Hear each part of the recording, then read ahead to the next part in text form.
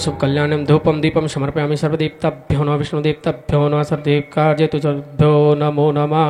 माल्यागन सुगंधति माल्यागन हे प्रभु माल्यागन पुष्पाण्यभ्यो नमः पुष्पम समर्पयामि। ओम केशवानंद गोविंदाय ब्रह्म पुरुषोत्तमाय ओम तिलकम चंदते वंदते नित्यं पवित्रं पापनाशनम आपदाहर्ते नित्यं लक्ष्मी वस्तु सर्वदा। ओम अक्षतम सुरेष्ठम तन्भ्यो नमो नमः। हे हनुमान ज्ञान गुण सागर जय कपीश तिहु लोक उजागर। रामदूत अतुलित बलदामा अंजनी पुत्र पवन सुत नामा। महावीर विक्रम बजरंगी कुमति निवार सुमति के संगी। कंचन वरण विराज सुवेशा कानन कुंडल कुंचित केसा। हाथ वज्र और ध्वजा विराजे कांजे भुज जनियो साजे। शंकर सुवन केसरी नंदन तेज प्रताप महाजगवंदन। विद्यावान गुणी अति चातुर राम काज करिबे को आतुर। प्रभु चरित्र सुनिबे को रसिया राम लखन सीता मन बसिया। सूक्ष्म रूप धरि सियहि दिखावा विकट रूप धरि लंक जरावा। भीम रूप धरि असुर संहारे रामचंद्र के काज संहारे। लाय सजीवन लखन जियाए श्री रघुवीर हर्षि उर लाए। रघुपति कीनी बहुत बड़ाई तुम मम प्रिय भरत ही सम भाई। सहस्र बदन तुमरो यश गावे अस कहि श्रीपति कंठ लगावे। सनकादिक ब्रह्मादि मुनीषा नारद सारद सहित अहिषा। यम कुबेर दिगपाल जाते कवि गोविद कवि सखे कहाते। तुम उपकार सुग्रीव ही कीना राम मिलाय राजपद दीना। तुम्हारो मंत्र विभीषण माना लंकेश्वर भय सब जग जाना। युग सहस्र योजन पर भानु लील्योताहि मधुर फल जानु। प्रभु मुद्रिका मिली मुख माही जलदि लांघि गय अचर जनाहि। दुर्गम काज जगत के जेते सुगमानुग्रह तुम्हारे ते। राम दुआरे तुम रखवारे होत न आज्ञा बिनु पैसारे। सब सुख ले तुम्हारी शरणा तुम रक्षक काहू को डरना। आपन तेज सवारो तीनों लोक हाँकते कापे।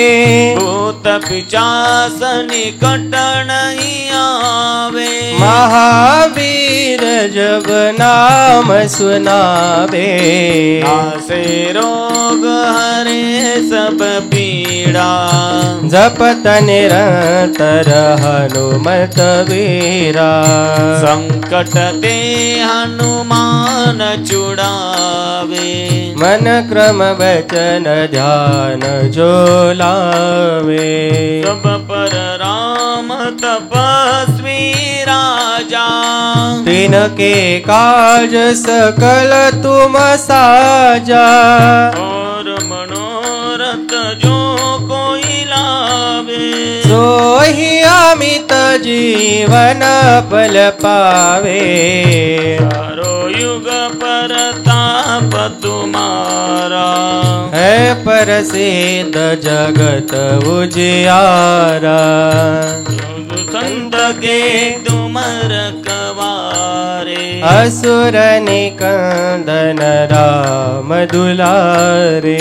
अष्ट सिद्धि नवनिध के दाता, असवर दीन जानकी माता।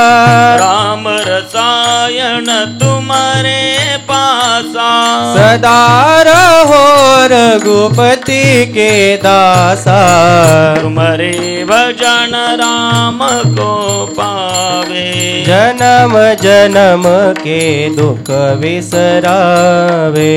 अंत काल रघुवर पुर जाई, जहाँ जन्म हरि भक्त कहाई। और देवता चित्तन धरई, हनुमत से ही सर्व सुख करई। संकट कटे मिटे सब पीड़ा, जो सुमिरे हनुमत बलवीरा।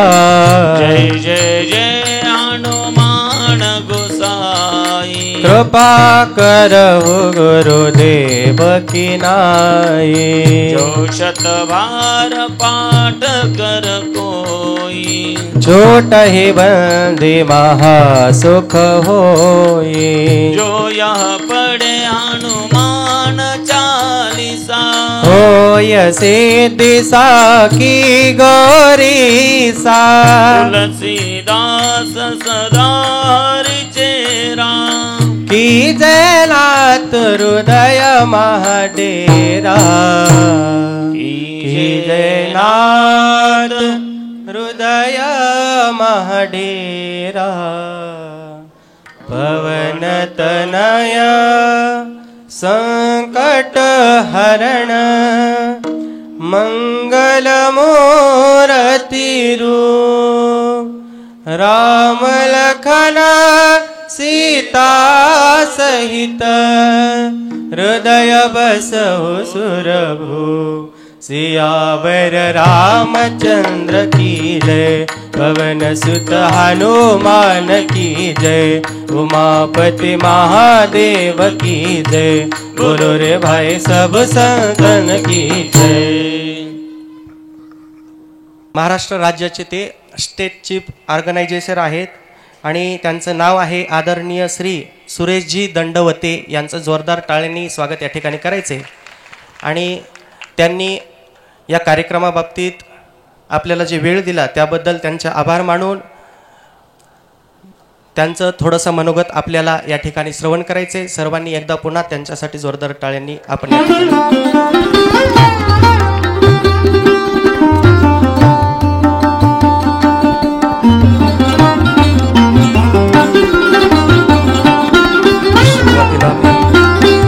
जयघोष करतो। माझ्या पाठीमागे जयघोष करायचा आहे। बोलो भारत माता की, सब संतन की, सियावर रामचंद्र की, बजरंग बली की, काशी विश्वनाथ की, गौ माता की, जय कन्हैया लाल की। स्वराज्य संकल्पक छत्रपति शहाजी राजे भोसले की, सिंहासनाधीश्वर क्षत्रिय कुलवंश शिवछत्रपति शिवाजी महाराज की, रौद्र शंभो धर्मवीर संभाजी महाराज की।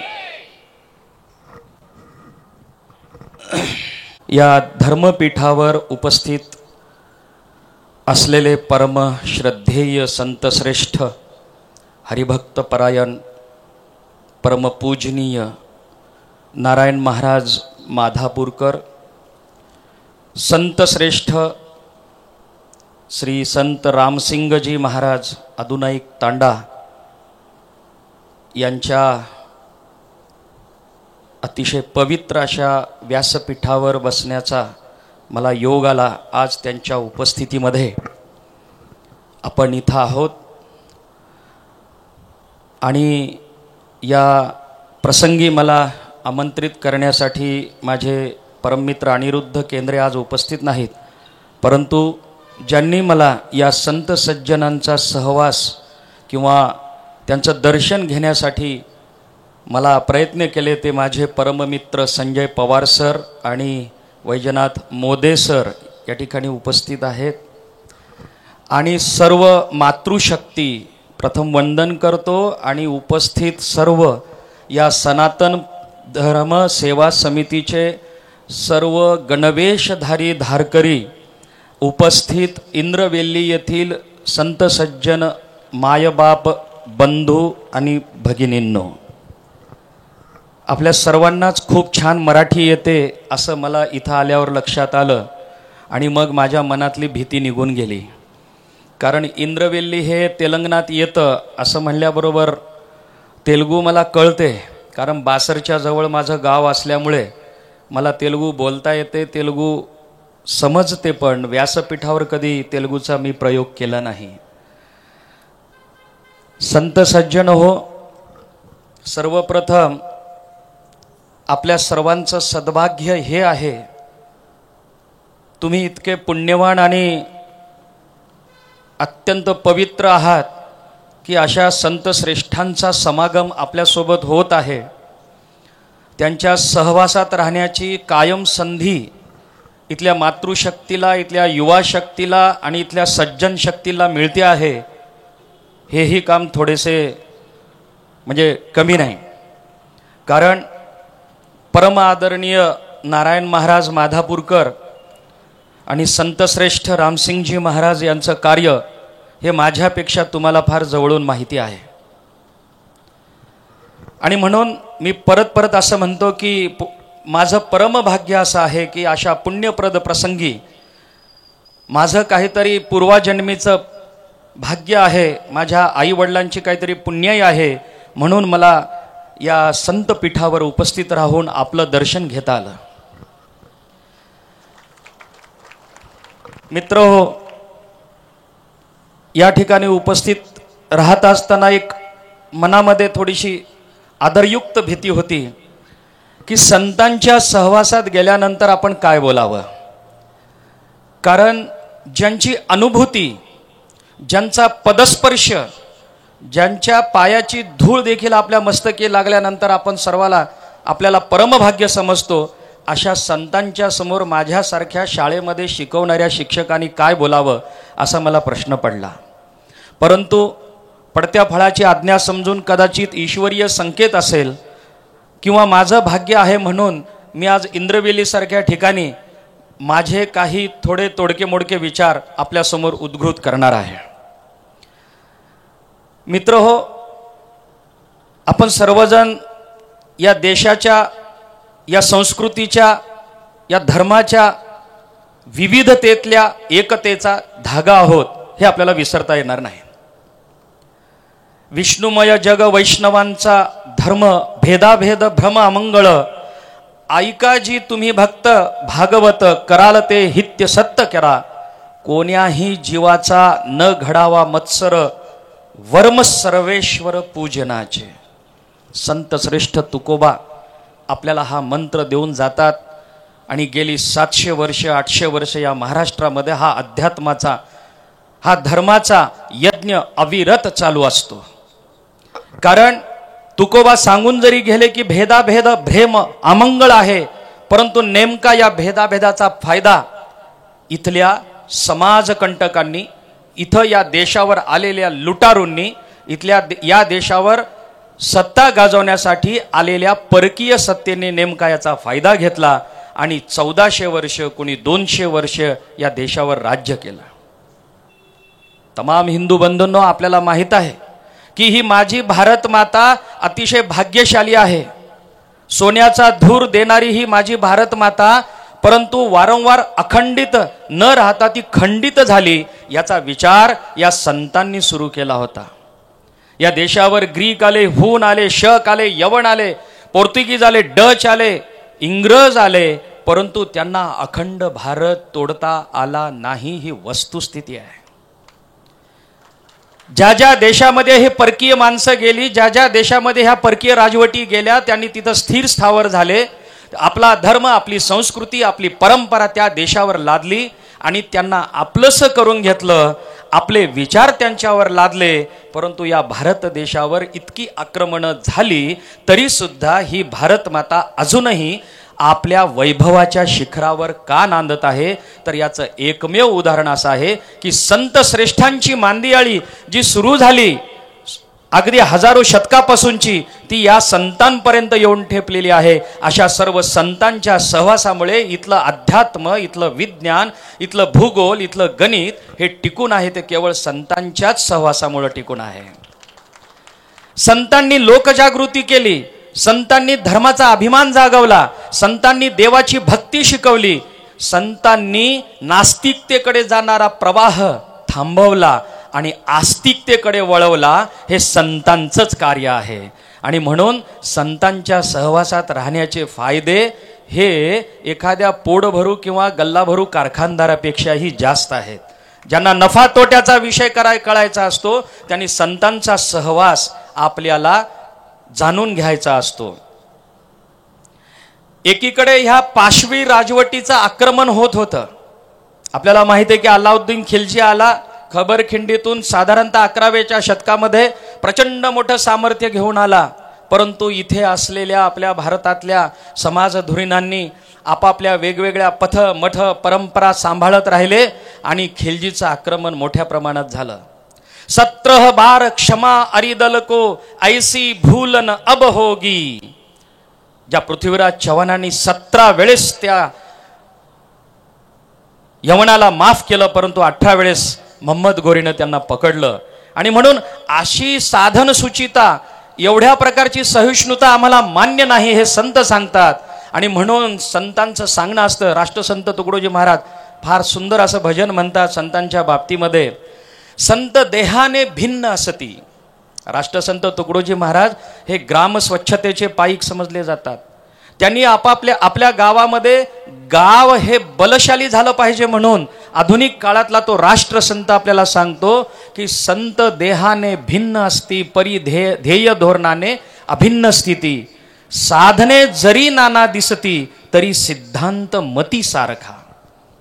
या संतांची साधनं प्रत्येकाची वेगळी असतील. कोणी हनुमान चालिसा आपण आज जशी म्हटली तशी म्हणत असेल, कोणी गुरुवंदना कार्यक्रम घेत असेल, कोणी पंचपदी घेत असेल. ही साधने जरी भिन्न असली तरी सिद्धांत मती सारखा आहे. हा सिद्धांत कोणता असेल तर या देशातला धर्म हा सिद्धांत आहे. धर्म म्हणजे कुठला तरी आपण समजतो पुस्तकात लिहिणारा हा धर्म नव्हे, तर माझा हा बंधुभाव हा माझा धर्म आहे, शेजार हा माझा धर्म आहे, सहिष्णुता हा माझा धर्म आहे. धर्म धारणात मिथ्या हूं. जो धारणा करतो तो धर्म आहे. आणि म्हणून अशा धारणा करणाऱ्याला धर्म मानणारे आपण आहोत. आपण काही पंथ, रिलिजन अशा प्रकारचे धर्म मानणारे नाहीत. एक पुस्तक, एक विद्वान, एक गीता अशा प्रकारचा विषय आपल्याकडे नाही. कारण एवढी प्रचंड विविधता आपल्या देशामध्ये आहे, एवढा प्रचंड वेगवेगळा मतप्रवाह, पंथ संप्रदाय प्रवाह आहे की ज्या मत पंथ संप्रदायामुळे आपली एकता टिकून आहे. म्हणून राष्ट्रसंत म्हणतात, साधने जरी नाना दिसती तरी सिद्धांत मती सारखा. म्हणून आपला जो सिद्धांत आहे तो सिद्धांत हा अध्यात्माचा आहे, तो सिद्धांत हा ऐश्वर्याचा आहे, आपल्या देशाच्या संस्कृतीचा आहे. आणि म्हणून हे अभिन्न अंग आपण जपून ठेवणारे पाईक आहोत. आणि सर्वात महत्त्वाचं, जपून ठेवणारी जर कुठली शक्ती असेल तर ही मातृशक्ती आहे, ही स्त्री शक्ती आहे, ही नारी शक्ती आहे. आणि म्हणून मनामध्ये ममत्व निर्माण करणे, मनामध्ये धर्माची उपासना जागी करणे, पद्धती बळकट करणे, हे करत असतानाच आपल्या पद्धतील आपली आचरण पद्धती स्थिर स्थावर करण्याचा प्रयत्न या देशामध्ये अनेक वर्षापासून अनेक शतकापासून झालेला आहे. मित्रांनो, हे सर्व करत असताना संतांनी आपल्या अभंगातून, श्लोकातून, आपल्या ओव्यामधून, आपल्या मनोबोधातून जागृती निर्माण केली आणि त्यांनी सांगितलं, समाजाला जागृत ठेवलं की बाबांनो, तुम्ही जागृत नाही राहताल तर अजून आक्रमणं आपल्याला वाढतील आणि म्हणून ह्या आक्रमणाला बळी पडायचं नसेल तर आपल्यात असलेली एक प्रकारची धगधगती आग जी आहे ती तेवत ठेवावी लागणार आहे. आज देशाची परिस्थिती बघितल्यानंतर किंवा आपल्या समाजाची परिस्थिती पाहिली तर ह्या संत मंडळींना उसंत मिळत नाही, कारण त्यांना थांबताच येणार नाही अशी परिस्थिती आम्ही सर्व लोकांनी करून ठेवलेली आहे. त्यांना त्यांची मठ मंदिरं किंवा त्यांचा संप्रदाय सांभाळावं अशी स्थिती राहिली नाही. तर आज एवढी घाई झालेली आहे सगळ्या संत मंडळींना की माझा समाज राहतो या सगळ्या प्रवाहामध्ये का अजून कुठे वाहून जातो, अशी चिंता या समाजधुरीणांना लागलेली आहे. आणि म्हणून या समाजधुरीणांनी विचार करत असताना संत रामदास एके ठिकाणी सांगतात, बहुत लोक मेळवावे एक विचारे भरावे. म्हणून संतांनी भरपूर लोक गोळा करावीत, त्यांना मग एक विचार सांगावा, बहुत लोक मेळवावे एक विचारे भरावे, कष्ट करुणी घसरावे म्लेंछावरी. 350 वर्षापूर्वी समर्थ रामदास सांगून गेले की आपण सगळ्यांनी एकत्र आलं पाहिजे. आणि हे करत असतानाच दुसरीकडे या देशातला मुकुटमणी सिंहासनाधीश्वर छत्रपती शिवाजी महाराजांचं हिंदवी स्वराज्याचं काम चालूच होतं. समाजाला त्यांनी सांगितलं की बाबा, तुम्ही सगळ्यांनी एक व्हा, एक विचार भरावे, एक विचाराला सुरुवात करा, एका दिशेनं विचार करायला सुरुवात करा, एका पद्धतीनं वागायला सुरुवात करा आणि कष्ट करून घसरावे. कष्टाला पर्याय नाही, तुम्हाला कष्ट केल्याशिवाय जमणार नाही. दे रे हरी पलंगावरी असा विचार आता सोडून द्या आणि कष्टाची पूजा करा, श्रमाची पूजा करा. श्रमपूजा केल्यानंतर ते सिंचन जे राहतं ते सिंचन मात्र घसरण्यासाठी म्लेंछावर म्हणजे दुश्मनावर, जो अरीवर, जो रिपू आहे, जो आपल्या धर्मावर आघात करत आहे, त्याच्यावर आघात, त्यांनी जो केलेला आघात आहे तो थांबवण्यासाठी या संतांनी अशा प्रकारे आपल्याला ज्ञान दिलेलं आहे. आहे जितुके जतन करावे, आहे जितुके जतन करावे, पुढे अनेक मिळवावे. धन असेल, ज्ञान असेल, जितकं आहे तितकं मिळवण्याचा आपण प्रयत्न केला पाहिजे. आपल्याला धन मिळवताना कधी घाम येत नाही, परंतु ज्ञान घ्यायचं असेल, आपले विद्यार्थी असतील किंवा आणखी कोणी असेल, बस झाला बाबा शिक्षण, आता मला काही पुढे शिकायचं नाही, मला आता व्यापारामध्ये उत्तम पैसा मिळतो, प्रचंड धनसंग्रह माझा झालेला आहे, परंतु ज्ञान घेण्याची माझी आता काही इच्छा राहिली नाही, अशा प्रकारचा समाजाचा आपल्यासमोर आज उभा आहे. आणि म्हणून संतांना काळजी लागलेली आहे की ज्ञान नसेल तर त्या धनाचा उपयोग न करणारा जर समाज उभा राहिला तर तो लुळा पांगळा राहील. म्हणून आहे जितुके जतन करावे, पुढे अनेक मिळवावे. आहे ते धन म्हणजे ज्ञानरूपी धन ते जतन करा, पुढे आणखी मिळवायचं असेल तर तुम्ही मिळवू शकता. परंतु हे करत असताना ज्ञानाची लालसा असली पाहिजे, ज्ञानाचा यज्ञ आपण चालू ठेवला पाहिजे. संतांनी सांगून ठेवलंय आपल्याला. आणि म्हणून त्या संत परंपरेतले हे 2 श्रेष्ठ संत आज आपल्या समोर आहेत. ते सुद्धा असंच याच पद्धतीनं आपल्याला सांगत आहेत. मला सांगा, आपल्या देशामध्ये अशा प्रकारची परकीय आक्रमणं झाल्यानंतर ज्या जगद्गुरु तुकोबारायांनी छत्रपती शिवाजी महाराजांना आशीर्वाद दिला, संत श्रेष्ठ रामदासांनी छत्रपती शिवाजीरायांचा प्रताप आठवण्यासाठी आरोळी ठोकली आणि त्या छत्रपती शिवाजी महाराजांनी वयाच्या 12व्या वर्षी रायरेश्वराच्या मंदिरामध्ये शपथ घेतली. शिवाजी महाराज जर धार्मिक नसले असते, शिवाजी महाराज जर आस्तिक नसले असते तर मंदिरात गेले कशासाठी गेले? तर आपल्या परमेश्वराची आराधना करण्यासाठी. हा सर्वशक्तिमान परमेश्वर मला शक्ती देणार आहे, हा सर्वशक्तिमान परमेश्वर माझ्यामध्ये असलेल्या भक्तीचा, हा यज्ञ मला पेटवणार आहे, म्हणून या परमेश्वराकडे आशीर्वाद मागण्यासाठी रायरेश्वराच्या मंदिरामध्ये, शंभो महादेवाच्या मंदिरामध्ये जाऊन आपल्या करंगळीचा अभिषेक करतात. 12 वर्षाचं मिसरूड न फुटलेलं पोरग ज्यावेळेस हिंदवी स्वराज्याचं स्वप्न बघतो तर ही प्रेरणा कुठून येते? अंगामध्ये हे बळ येतं कुठून? कोण सांगतं या पोराला की अरे तुला हिंदवी स्वराज्य स्थापन करायचं आणि कशासाठी करायचंय? आणि म्हणून ज्यावेळेस अशा प्रकारचा युगपुरुष जन्माला येतो, ज्यावेळेस अशा प्रकारचा महापुरुष जन्माला येतो, त्यावेळेस त्याच्या पाठीमागे संतांचं, अध्यात्माचं, संस्कृतीचं आणि धर्माचं पाठबळ मोठ्या प्रमाणात असतं. उगाच एका रात्रीतून कोणी उठून युगपुरुष होत नाही, महापुरुष होत नाही, तलवार घेऊन रणांगणामध्ये कोणी लढाईसाठी जात नाही. आणि म्हणून अशा प्रकारे या संत सज्जनांच्या शक्तीचा सहवास संबंध देशामध्ये आपण जर अभ्यास केला तर ही मंडळी कुठल्याही प्रकारचा स्वार्थ नसताना, कुठल्याही प्रकारची आमिषे आपल्या अंगाला चिटकू न देता, कुठल्याही प्रलोभनाला बळी न पडता ह्या संतांनी हा धर्म टिकून ठेवलेला आहे मित्रांनो. आणि म्हणून त्यांना शूरपुरुषांची, महापुरुषांची, युगपुरुषांची साथ लाभलेली आहे. एकट्या महापुरुषाने जर हे करायचं ठरवलं असतं तर हे कदापि शक्य झालं नसतं. एकूण उणेपुरे आयुष्य छत्रपती शिवाजी महाराजांचं 53 वर्षाचं, 50 वर्षाचं, वयाच्या 35 वर्षाच्या आयुष्यामध्ये 280 किल्ले घेणारा हा युगपुरुष जन्माला येतो. 5 प्रकारच्या शाह्या त्यांच्या काळात अवतीभोवती नांदत होत्या. दिल्लीचा मुघल बादशाह, अहमदनगरचा निजामशाह, विजापूरचा आदिलशाह, सिद्दी जोहर, पोर्तुगीज, डच, फ्रेंच या सगळ्या परकीय शक्तींना वयाच्या 12व्या वर्षी शपथ घेतो आणि ठरवतो, त्याप्रमाणे करून दाखवतो. आपल्या हयातीमध्ये हिंदूंचा एक भेव अनभिषक्त सम्राट म्हणून राज्याभिषेक करून सुद्धा घेतो. ही त्या काळातली अत्यंत धाडसी बाब होती. त्या काळातलं हे शौर्य होतं, त्या काळातलं हे धैर्य होतं. आणि हे काही साधी गोष्ट नव्हती. समोर लाखांच्या फौजा असलेला शत्रू होता, इथं मुठभर मावळे होते.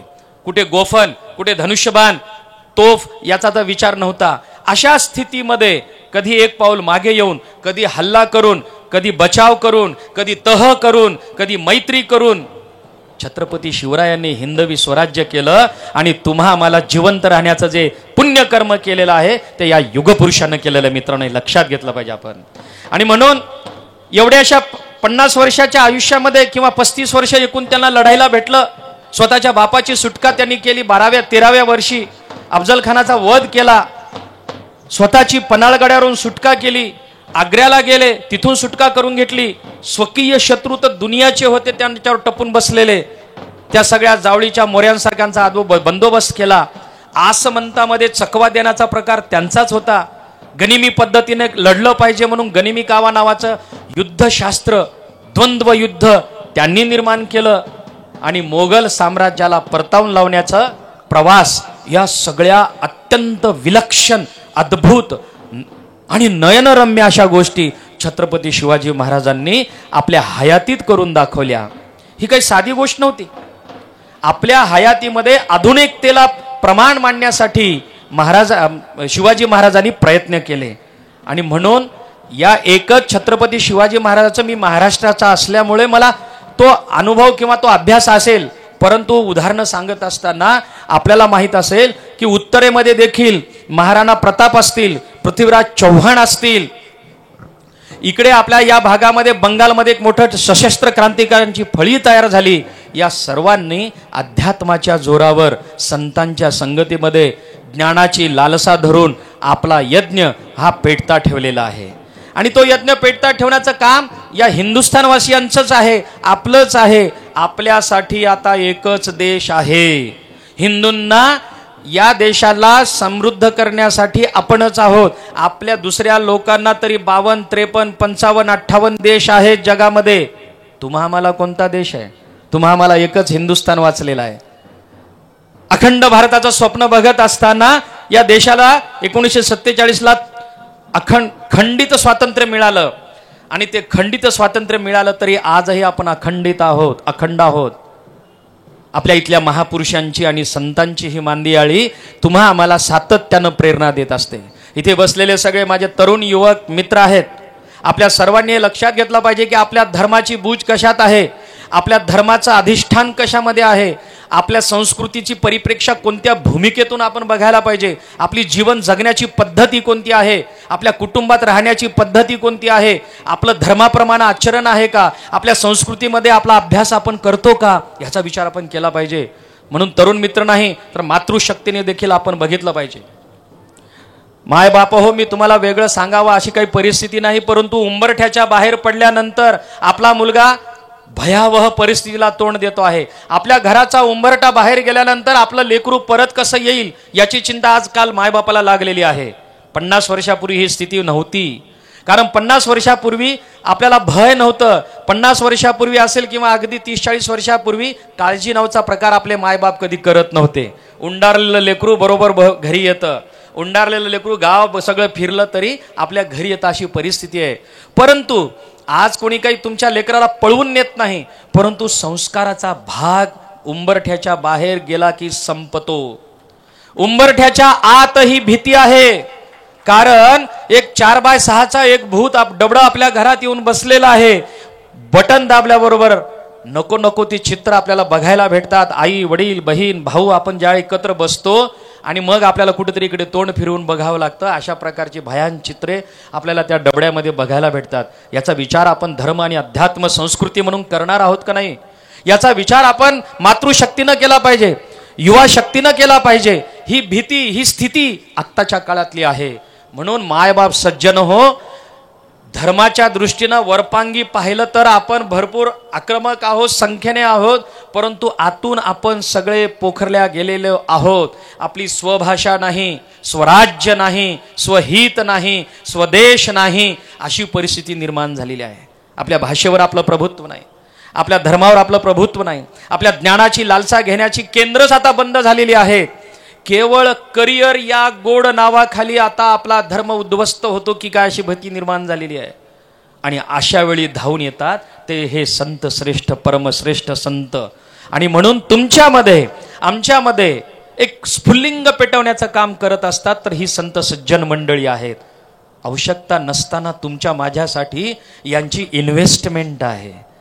आपण बँकेमध्ये पासबुक ठेवतो, पैसे ठेवतो आणि काय केलं तर विचारतो आमची इन्व्हेस्टमेंट बरोबर आहे, 5 लाखाची इन्व्हेस्टमेंट आहे, प्लॉट घेतला इन्व्हेस्टमेंट केली, दागिने घेतले माय माऊलींनी इन्व्हेस्टमेंट आहे. तुमची जशी ही पैशाची इन्व्हेस्टमेंट आहे तर हे संत श्रेष्ठ आपल्यावर इन्व्हेस्टमेंट करतात. ना घर ना दार ना संसार. अशा परिस्थितीमध्ये केवळ कोणीतरी माझी माय भगिनी ती चांगली वागली पाहिजे, चांगली राहिली पाहिजे, माझा बंधू हा सदाचरण राहिलं पाहिजे, योग्य रीतीने धर्माचं आचरण केला पाहिजे. म्हणून सनातन धर्म सेवा समिती स्थापन करून तुमच्यामध्ये असलेला, तुमच्यामध्ये सुप्तपणे असलेलं स्फुल्लिंग पेटवण्याचं काम परमपूजनीय श्रद्धेय रामसिंग महाराज आणि नारायण महाराज माधापूरकर करत असतात. काय आवश्यकता नाही तुम्हाला हे सगळं सांगण्याची, परंतु आपला सगळा संसार वेशीवर टांगून गावाच्या एकतेसाठी, समाजाच्या भल्यासाठी ही मंडळी आपला उंबरठा सोडून दुसऱ्याच्या उंबरठ्यापर्यंत जात असतात. आणि हीच परंपरा शतकानुशतक आपल्या देशामध्ये चालू आहे. अनेक संतांची मांदियाळी. बरं, ही सगळी संत आपल्या ठिकाणी अत्यंत पारंगत आहेत. आपल्या अध्यात्मामध्ये, आपल्या संस्कृतीमध्ये यांनी केलेलं कार्य हे अतुलनीय आहे. आणि ह्या अतुलनीय कार्यामुळेच आज आपण इतकी सगळी मंडळी एकत्र येऊन त्यांचा सत्संग आपण साजरा करत आहोत. मला या ठिकाणी इथं येत असताना प्रश्न असा पडला की इंद्रवेलीमध्ये माझं काय काम आहे. मी कधी इंद्रवेली बघितली नाही. बासर किंवा म्हैसा याच्या पलीकडे आमचा आंध्र प्रदेशाशी संबंध नाही आहे. परंतु काहीतरी माझं पुण्य ईश्वरी संकेत असावेत, काहीतरी मला आपल्यासमोर उभं राहतो असताना माझ्यामध्ये काही परिवर्तन परमेश्वराचं शिल्लक असेल, काही विकृत विचार किंवा काहीतरी एक वेगळा भाव माझ्या मनामध्ये असेल तर तो सुद्धा इथून गळून पडला पाहिजे. ज्याप्रमाणे एखाद्या ढेकळावर पाणी पडल्यानंतर ढेकूळ विरघळून जातो, तद्वतच संताच्या संगतीमध्ये असला नेप, मनामध्ये किलमिश किंवा मनामध्ये असलेला किंतु परंतु गळून पडायचा असेल, म्हणून परमेश्वराने माझी या ठिकाणी आयोजना केली असावी असं मला वाटतं. आदरणीय नारायण महाराज यांच्या संकल्पनेनुसार मार्गदर्शनानुसार सुरू झालेला ही सनातन धर्म सेवा समिती इथून पुढे आपल्याला आज 1 वर्ष झालेलं आहे. एका वर्षामध्ये इतकी सगळी मांदियाळी आपण गोळा केलेली आहे. इतक्या सगळ्या मांदियाळ्यांनी जरी असं ठरवलं, या सगळ्या आपण सर्वजण एका सुविचाराने, एका परोपकारा वृत्तीने आणि एखाद्या चांगल्या सकारात्मक ऊर्जेने इथे आपण आलेला आहात. इतकी मोठी मातृशक्ती जर आपल्या सोबत असेल, आपल्याला माहिती आहे की आपल्या धर्मामध्ये स्त्रीला कधीच दुय्यम स्थान नव्हतं. आपल्या धर्मामध्ये सीताराम असंच नाव आहे, राधेश्याम असंच नाव आहे. श्याम राधा हे नाव आतापर्यंत ठेवलेलं कधी ऐकलंय का? राम सीता हे आपल्या मुलाचं नाव कधी ठेवलेलं ऐकलंय का तुम्ही? सीताराम म्हणून आधी स्त्रीला प्राधान्य हेच आपलं आहे. आणि जर इतकी मातृशक्ती, ही सज्जन शक्ती, कारण या नारीमध्ये प्रचंड ताकद असते, हे आपल्या संतांनी घेरलेलं आहे. कारण आपल्याला माहित आहे की एक स्त्री शिकली तर अख्खं कुटुंब शिकतं. हे आमच्या महाराष्ट्रामध्ये महात्मा फुलेंनी आपल्याला सांगून गेलेलं आहे.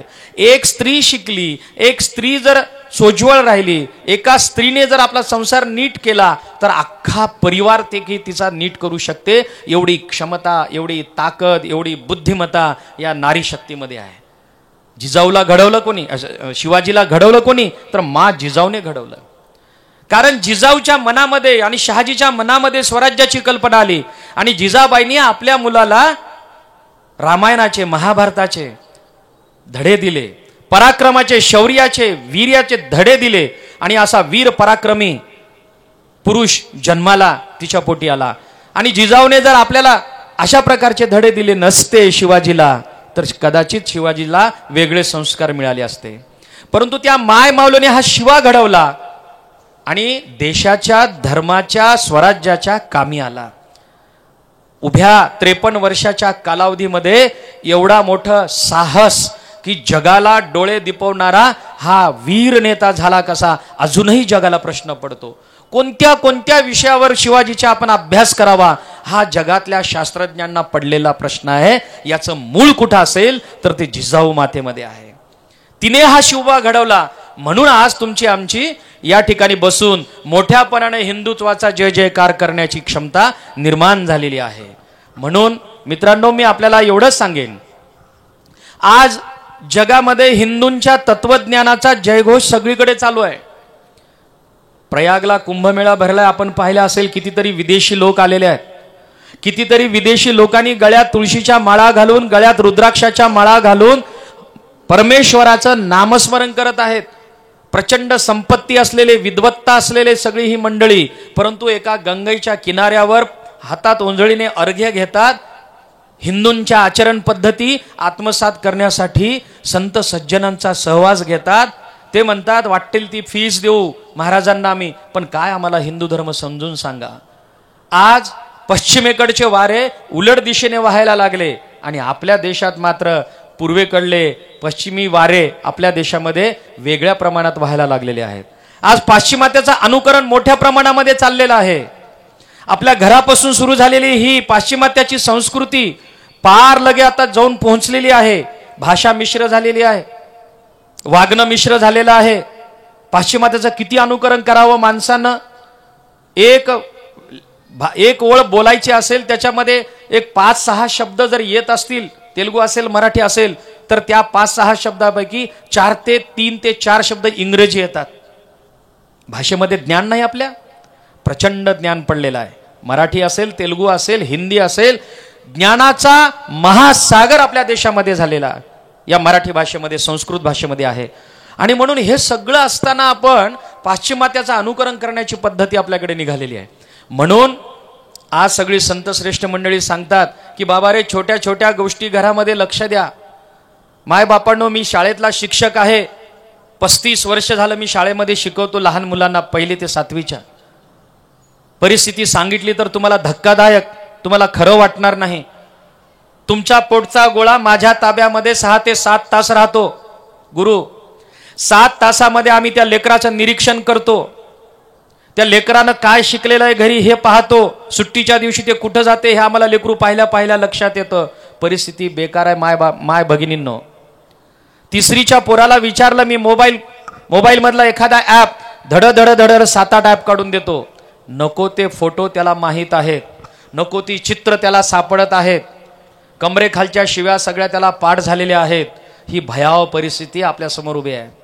आणि आपल्याला तर बाहेरच्या देशातल्या मंडळींना, जे नास्तिक परंपरेतले लोक आहेत, जे कम्युनिस्ट आहेत, ज्या लोकांना या देशात धर्म नको आहे, संस्कृती नको आहे, अध्यात्म नको आहे, इथल्या वीर पुरुषांची परंपरा त्यांना खंडित करायची, इथल्या संतांना त्यांना संपवायचं आहे, या सगळ्या मंडळींनी पांढरपेशा मंडळींना लुटण्याचं काम आता सुरू केलेलं आहे.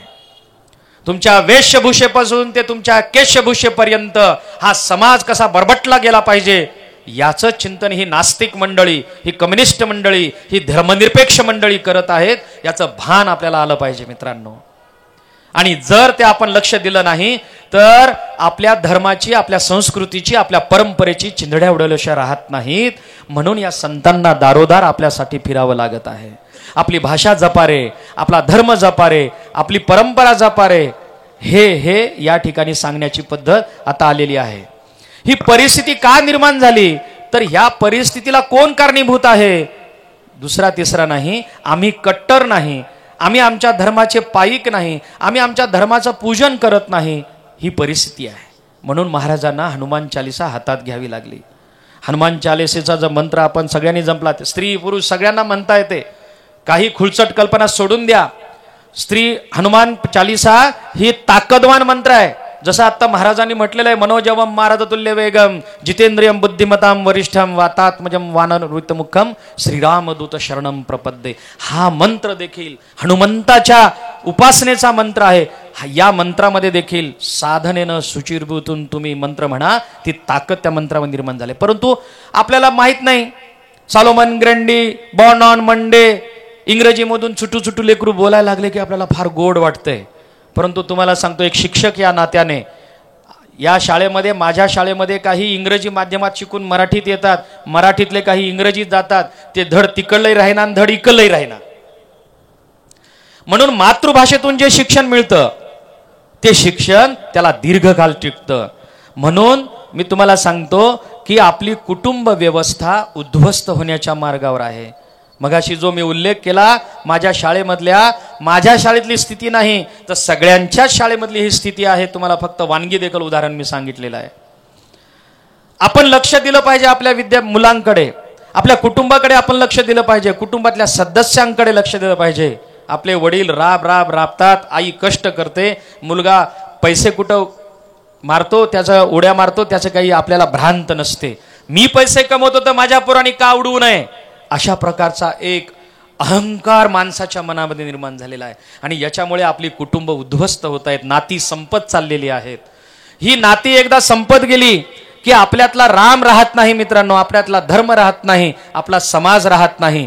म्हणून तरुणांच्यावर ही जबाबदारी मोठ्या प्रमाणात आहे. माय भगिनीवर, आमच्या मातृशक्तीवर ही मोठी आपल्यावर जबाबदारी आलेली आहे. आणि म्हणून ही जबाबदारी सांभाळण्याचं काम आपण करावं. समाजामध्ये अनेक प्रकारच्या विषमता आता निर्माण झालेल्या आहेत. गरीब श्रीमंती आपण ऐकून होतो, परंतु असं तसं काही राहिलं नाही. आता मध्यमवर्गीयाची सुद्धा एक प्रकारची विषमता निर्माण झालेली आहे. ही जशी आर्थिक विषमता आहे तशी सामाजिक विषमता आहे. जातीची उतरंड खूप मोठी आहे. आता आपण बघितलंय, सर्व समाजाच्या संतांना हार महाराजांनी घातलेला आहे. या देशाला एकसंघ ठेवण्यासाठी ज्यांनी गाथा लिहिली, संविधान लिहिलं, ज्याला मी माझ्यासारखा शिक्षक म्हणतो भीमगाथा, ज्या डॉक्टर बाबासाहेब आंबेडकरांनी लिहिली, त्या बाबासाहेब आंबेडकरांना देखील आपण आज अभिवादन केलेलं आहे. बाबासाहेबांनी संविधान लिहिलंय, त्या बाबासाहेबाचे उपकार आपल्यावर आहेत हे लक्षात घ्या. 1956ला धर्मांतराचा विषय आला, त्यावेळेस बाबासाहेबांना सांगण्यात आलं की तुम्ही मुसलमान व्हा.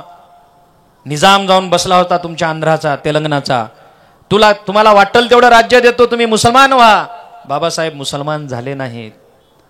जैनांनी सांगितलं, ख्रिश्चनांनी सांगितलं, एवढे मोठे आमचे 50 देश आहेत जगामध्ये, तुम्हाला कशाचीच कमतरता नाही, तुमचा समाज खूप प्रगत होईल, उन्नत होईल, श्रेष्ठ होईल, तुम्ही ख्रिश्चन व्हा. ते ख्रिश्चनही झाले नाहीत. ज्या हिंदूंनी आपल्या लग्नामध्ये मंत्राचा उच्चार करतात, बौद्धावतरे असं ज्यावेळेस आपण म्हणतो, प्रत्येकाच्या लग्नामध्ये हा ब्राह्मण मंत्र म्हणतो, त्या बौद्ध धर्म, जो धर्म या मातीतला धर्म आहे, तो त्यांनी स्वीकारला. तो धर्म काही वेगळा नाही आहे, त्याला पंथ म्हणून हिंदू धर्माची मान्यता आहे, शंकराचार्यांनी मान्यता दिलेली आहे. अशा बाबासाहेबांना देखील अभिवादन केलेलं आहे. आपण अण्णाभाऊ साठेंना देखील अभिवादन केलेलं आहे. जो घटक उपेक्षित आहे, जो घटक वंचित आहे, जो आपल्याला हिंदू म्हणून समजतो, तो आपला बंधू आहे आणि त्याला देखील अभिवादन केलं पाहिजे. म्हणून या दोन्ही महापुरुषांनी आज अभिवादन केलेलं आहे. बंधूंनो, ही सामाजिक समरसतेची सुरुवात जर संतांनी केलेली असेल तर तुम्हा आम्हाला हा जातीभेद आणि हा कनिष्ठ हा वरिष्ठ जातीचा आहे असं मानण्याचा अधिकार संपतो. जो हिंदू आहे तो माझा बंधू आहे. जो रामाला मानतो, कृष्णाला मानतो, भारत मातेला मानतो, तो केवळ आणि केवळ माझा बंधू आहे. ही गर्जना जर संतांनी केलेली असेल तर तुम्हा आम्हाला कुठल्याही प्रकारचा असा भेदाभेद पाळण्याची गरजच नाही. आणि म्हणून मला असं म्हणायचंय की आपल्या धर्मावर आलेलं संकट आता संपलेलं आहे. तर परकीयांचं संकट काय असेल ती राज्यसत्ता बघून घेईल. आतलं संकट खूप मोठं आहे आणि आतलं संकट हे निस्तरण्यासाठी, कारण कुठेतरी प्रवाह वाहता वाहता साचला की गढूळ होतं पाणी, आपल्यालाही माहित आहे. गढूळ झालेल्या पाण्यामध्ये थोडीशी तुरटी फिरवण्याचं काम कोण करतं तर हे संत करतात. आणि म्हणून संतांचा सहवास आपल्या सगळ्यांना अत्यंत आवश्यक आहे असं वाटतो. या संतांनी केलेलं कार्य, मागच्या संतांनी केलेलं कार्य, आताच्या संतांनी वर्तमान काळातल्या करत असलेल्या संतांचं कार्य हे सगळं सारखंच आहे. मित्रांनो, तुम्हाला वारंवार सांगावं लागतं की आपला धर्म काय आहे, आपली परंपरा काय आहे हे सांगण्याचा प्रयत्न हे संत करत असतात. म्हणून संतांच्या सहवासात राहण्याचे फायदे आहेत ते मगाशी मी उच्चार केलेले आहेत, ते असे भरपूर फायदे आहेत. अजून एक घटना आपल्या समाजाच्या दृष्टीने अत्यंत घातक ठरते आहे, त्याच्याकडे आपलं लक्ष वेधू इच्छितो की आपल्याकडे इव्हेंट नावाचा मोठा प्रकार झालाय. आणि नेमकं इव्हेंट करत असताना, एखादा कार्यक्रम करत असताना त्यातला मूळ उद्देश बाजूला सारून आज आपण भलतीकडे जात आहोत. आणि त्याला केवळ आणि केवळ हिंदू धर्मातल्याच लोकांचा मोठ्या प्रमाणात सहभाग आहे. लग्न ही आपल्याकडे संस्काराची पद्धत आहे. लग्न आपल्याकडे करार नाही आहे. दुसऱ्या धर्मामध्ये लग्न हा करार आहे. टिकला तर टिकला, नाहीतर उडाला. इथे 16 संस्कारापैकी एक संस्कार आहे लग्न. विवाह हा संस्कार आहे, परंतु हल्ली काय झालंय, विवाहाचं प्री वेडिंग शूटिंग चालू आहे. नवरी नवरदेव 15 दिवस बाहेर आधीच लग्नाच्या आधी फिरून येत आहेत, शूटिंग करत आहेत. किती घातक परंपरा आहे. संसार तुटलेत मायबापांनो त्याच्यामुळं. तुम्ही तरी आवरा ह्या सगळ्या गोष्टीला, तुम्हीच आवरू शकता ह्या सगळ्या गोष्टी. तुमच्याशिवाय कोणी माय बघून आवरू शकत नाही. वाईट घटना आहेत ह्या सगळ्या गोष्टी. लग्न हा संस्कार आहे, तो संस्कारासारखाच झाला पाहिजे. मुलाचं नामकरण सोहळा आहे तर आत्याबाईनं बरोबर घुगऱ्या खाऊनच त्याचं नामकरण केलं पाहिजे, बरोबर आहे की नाही महाराज? आणि हे होतच नाही. त्याला काहीतरी वेगळं स्वरूप येतं, बिभत्स किळसवानं स्वरूप येतं आणि त्यातला संस्काराचा भाग आपोआप गळून पडत आहे. संस्कार कुठेतरी दूर चाललेला आहे. धर्म कुठेतरी लांब बाजूला फेकल्या चालला आहे आणि इव्हेंट नावाचा प्रकार मोठ्या प्रमाणात झालेला आहे. शूटिंग, बाकीच्या गोष्टी, ह्याच गोष्टींना महत्व आलेलं आहे. आणि म्हणून लग्न हा करार नाही, तर लग्न ही संस्काराची पद्धती आहे. ते केवळ आणि केवळ आपल्या धर्मामध्ये आहे. ओबीसी सभागृहात म्हणाला कि हमारे इसमें वो संस्कार फिंस्कार कुछ नहीं, करार है. हम 4 भी कर सकते, 2 भी कर सकते. अरे बाबा, इथं परवानगी नाही ना. इथं तुला संस्कार म्हणून त्या माऊलीची परवानगी घ्यावी लागते. तर लग्न ही संस्था टिकून राहणं अत्यंत गरजेचं आहे. आता वय वर्ष 25 ते 35 पर्यंतच्या घटस्फोटाच्या प्रमाण मोठ्या प्रमाणात आपल्या समाजामध्ये वाढलेलं आहे. ही वाईट अवस्था आहे, ही चांगली नाही. रिपोर्ट आलाय परवा. तो रिपोर्ट इतका भयानक आहे की लग्नानंतर 6 महिन्यात 30% लोकांचे घटस्फोट होत आहेत. 6च महिने काहीच पटत नाही नवरी मुला मुलीचं. मग ही भयावस्था कशी आहे? कोणी निर्माण केली? ही कुटुंब व्यवस्था उद्ध्वस्त करण्याचं पाप कोणी केलंय? तर इथल्या ह्या माध्यमांनी निर्माण केलंय. बाहेरच्या आकर्षणांनी ही सगळी परिस्थिती निर्माण झाली. म्हणून आपल्याला संतांचा सहवास आवश्यक आहे. म्हणून आपल्याला आपल्या हिंदू धर्मातल्या चालीरीतीचा, परंपरेचा अभ्यास आपल्याला आवश्यक आहे. संत सज्जन हो, आपल्या देशामधल्या या काही बारीक सारी गोष्टी आहेत त्या अजूनही भयानक आहेत, ज्या आपल्यापर्यंत येऊन पोचलेल्या नाहीत. मी एका महाविद्यालयात गेलो होतो, तिथं वसतिगृह होतं, बोर्डिंग, आणि संध्याकाळी विद्यार्थ्यांशी गप्पा मारण्यासाठी मी असं उभा राहिले होते. सगळे जेवण झालं होतं. मला गप्पा मारायची सवय. मी सगळ्यांना असं एकेकाला नावं विचारली. 18 ते 20 मुलं होती कॉलेजची. त्यांना नावं विचारतं. म्हटलं चला आता आपल्या देशातल्या एक समस्या सांगा. देशातल्या समस्या. एकानं सांगितलं आतंकवाद, दुसऱ्यानं सांगितलं भ्रष्टाचार, तिसऱ्यानं सांगितलं व्यभिचार, चौथ्यानं अजून अमुक तमुक. 18 लोकांनी 18 समस्या सांगल्या गुरुवर्य. 18व्या संपल्यानंतर मी परत 1ला सुरू केलं. चल आता रिपीट करू नको, दुसरी समस्या सांग. विद्यार्थी हुशार होते, अलीकडले विद्यार्थी आहेत. असं मी जवळपास 4 राऊंड घेतले. 4ही राऊंड मध्ये विद्यार्थ्यांनी 18 चोक किती होतात तेवढ्या समस्या विद्यार्थ्यांनी मांडल्या. म्हणजे एका कॉलेजमधल्या विद्यार्थ्याला आपल्या देशातल्या समस्यांची एवढी जाणीव आहे, परंतु त्याच्या निराकरणाचं काय त्यांच्याकडे उत्तर नव्हतं. आणि निराकरणाचं उत्तर कोण देणार? साधू संत महापुरुष देणार. केवळ आणि केवळ हेच देऊ शकतात आपल्याला. समस्या मला माहित आहेत, तुम्हाला माहित आहेत, यांना माहित आहेत, उत्तराचं काय? म्हणून उलझे सुलझे प्रश्नों का उत्तर केवल एक, ते म्हणजे साधू संत आहेत. सगळी उलझणे, सगळ्या प्रकारची सुलझणे फक्त संतांकडेच तुम्हाला सापडत असतात, शास्त्रज्ञाकडे नाही. शास्त्रज्ञाला दिलेलं टार्गेट पूर्ण करतो, निघून जातो. त्याला तुला विमान तयार करायचंय, तुला रेल्वेचा डब्बा तयार करायचाय, तुला बस गिअरबॉक्स तयार करायचाय, स्टेअरिंग तू तयार कर, तेवढ्या पुरता तो तज्ञ असतो. साधू संतांचं असं नसतं. तुमच्या अंतरंगाचा ठाव घेत, समाजाचा वेध घेत, या देशाचा वेध घेत, हा समाज, हा देश, हातला आपली संस्कृती टिकवण्याचं काम फक्त आणि फक्त साधू संतच करू शकतात. म्हणून समस्या ह्या तात्कालिक जरी असल्या, समस्या ह्या आपल्या देशातल्या समाजातल्या जरी मूळ प्रकारच्या असल्या, तरी त्या निराकरण करण्याचं काम ज्ञान साधनेमध्ये आहे. आणि ती ज्ञान साधना साधनेनंच प्रगट होते, आणि ती साधना केल्याशिवाय आपल्याला तरणोपाय नाही. म्हणून माझी आपल्या सर्वांना विनंती आहे की ज्ञान घ्या. आपल्या घरातल्या कुटुंबातल्या प्रत्येक व्यक्तीने आपली श्लोक आहेत, मंत्र आहेत, या सगळ्यांचा तार्किक पद्धतीने अभ्यास करा. नुसतं मुखोद्गत करू नका. सुरुवातीचे काही दिवस होईल आपल्याला मुखोद्गत, परंतु त्याचा नीट अर्थ समजून घ्या. आपण आरती झाल्यानंतर जी मंत्र पुष्पांजली म्हणतो, ही मंत्र पुष्पांजली काय आहे? त्याच्यात कोण्या जातीचा उल्लेख आहे, कोण्या धर्माचा उल्लेख आहे, कोण्या पंथाचा उल्लेख आहे? तर ही मंत्र पुष्पांजली आमचा जीवन जगण्याचा जाहीरनामा आहे. अनेक पक्ष जसे जाहीरनामे काढतात, काँग्रेसचा जाहीरनामा, भाजपचा जाहीरनामा, BRSचा जाहीरनामा, म्हणजे आम्ही काय करू? तर हजारो वर्षापूर्वी मंत्र पुष्पांजली जी आरती झाल्यानंतर म्हणतो, या सगळ्या समाजाला आपण कसं जगलं पाहिजे, समुद्राच्या पृथ्वीच्या अंतापर्यंत आपण कसं जगलं पाहिजे, याचा अर्थ त्या मंत्र पुष्पांजलीमध्ये आहे.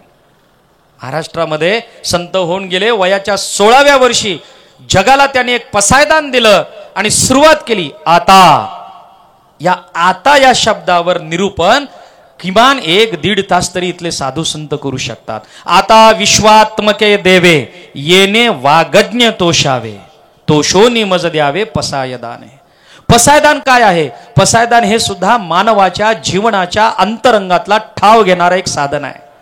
पसायदानाचा जर नीट अभ्यास केला, एकेका ओळीचा अभ्यास केला, तर संत ज्ञानेश्वरांनी वयाच्या 16व्या वर्षी जगाला एक शांतीचा मंत्र दिला, मूलमंत्र दिला. जगलं कसं पाहिजे, तगलं कसं पाहिजे आणि राहिलं कसं पाहिजे, याची श्रद्धा भावना निर्माण करण्याचं काम संत ज्ञानेश्वरांनी केलेलं आहे. ज्या समाजानं त्यांना छळलं, ज्या समाजानं त्यांना वाळीत टाकलं, ज्यांच्या मायबापाचा दुस्वास केला, त्या ज्ञानेश्वरांनी त्या समाजाला कधीही वाईट म्हटलं नाही. हा समाज माझा आहे. मांडीला जखम झाली तर आपण मांडी तोडत नाही, हा एक साधा सिद्धांत ज्ञानेश्वरांनी आपल्याला दिलाय. एवढ्या छळल्यानंतरही 4ही भावंडांना ज्ञानेश्वर थकले नाहीत. ज्ञानेश्वरांनी कधी राग संताप व्यक्त केला नाही माय. ते उलट समाजाला समजून सांगत राहिले की तुमचं चुकलं, बरोबर, मला माहित नाही. मला जे ईश्वरानं दिलंय, मला जे परमेश्वरानं बुद्धी दिली, ती बुद्धी मी या ठिकाणी आपल्या तुमच्या सगळ्या सज्जन शक्तीसाठी वापरणार आहे. म्हणून त्या संतांना एवढं मोठं ज्ञान आपल्याला सांगून गेलंय. आणि म्हणून मला असं वाटतं की जास्तीचा आपण बोलू नये, कारण ह्या संत मंडळींचा सहवास आपल्याला लाभत आहे. सनातन धर्म सेवा समिती वर्षभरामध्येच इतके चांगले कार्यक्रम घेते हे पाहून थक्क व्हायची पाळी आहे. अनेक महाराजांनी अनेक गावं, बिघडलेली गावं सुधरून टाकली. हे साधं काम नाही, कोणी ऐकत नाही तुमचं. महाराजांच्या भीतीनं माझं भाषण ऐकायलात, मी जर उभा टाकून बोललो तर तुम्ही माझं ऐकलं नसतात. एक साधना लागते, एक प्रतिष्ठा लागते, आणि ती प्रतिष्ठा त्या पाठीमागे असलेलं एक वलय लागते. औरा ज्याला म्हणतात, औरा इंग्रजीमध्ये. तो औरा कुठला असेल, ते वलय कुठला असेल, तर ते तेजाचं वलय आहे, ते शौर्याचं वलय आहे, ते अध्यात्माचं वलय आहे. हा औरा निर्माण तेव्हाच होतो, साधनेनं होतो. म्हणून महाराज मंडळींनी ही साधना निर्माण केली आणि शिवसंकल्प आणि मार्गदर्शनानुसार हनुमान चालिसाचं पठण इथं जर सुरुवात झालं, पण अनेक गावामध्ये हे पठण होत आहे. हनुमान चालिसा दररोज आणि शनिवारी आपल्या काही गावात म्हटल्या जाते. महिला देखील हनुमान चालिसा म्हणतात, ही खूप चांगली गोष्ट आहे. त्याचप्रमाणे युवतीचं संस्कार आणि शिबिर आणि युवती संमेलन होत आहे.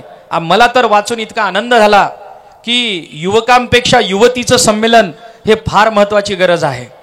कारण महिला शहरामध्ये असो का खेड्यामध्ये आहोत, थोड्याशा असुरक्षित वाटतात, परंतु युवतींनी स्वतःच्या पायावर उभं राहणं आणि युवतींना संस्कार देणं हे अत्यंत आवश्यक गोष्ट आहे. आणि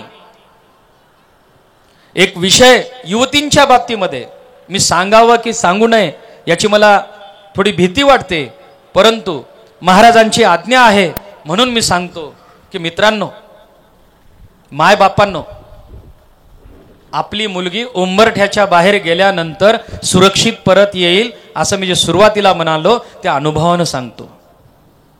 अनेक मुली पाश्चिमात्य जिहाद यांच्या हातात गवसलेल्या आहेत.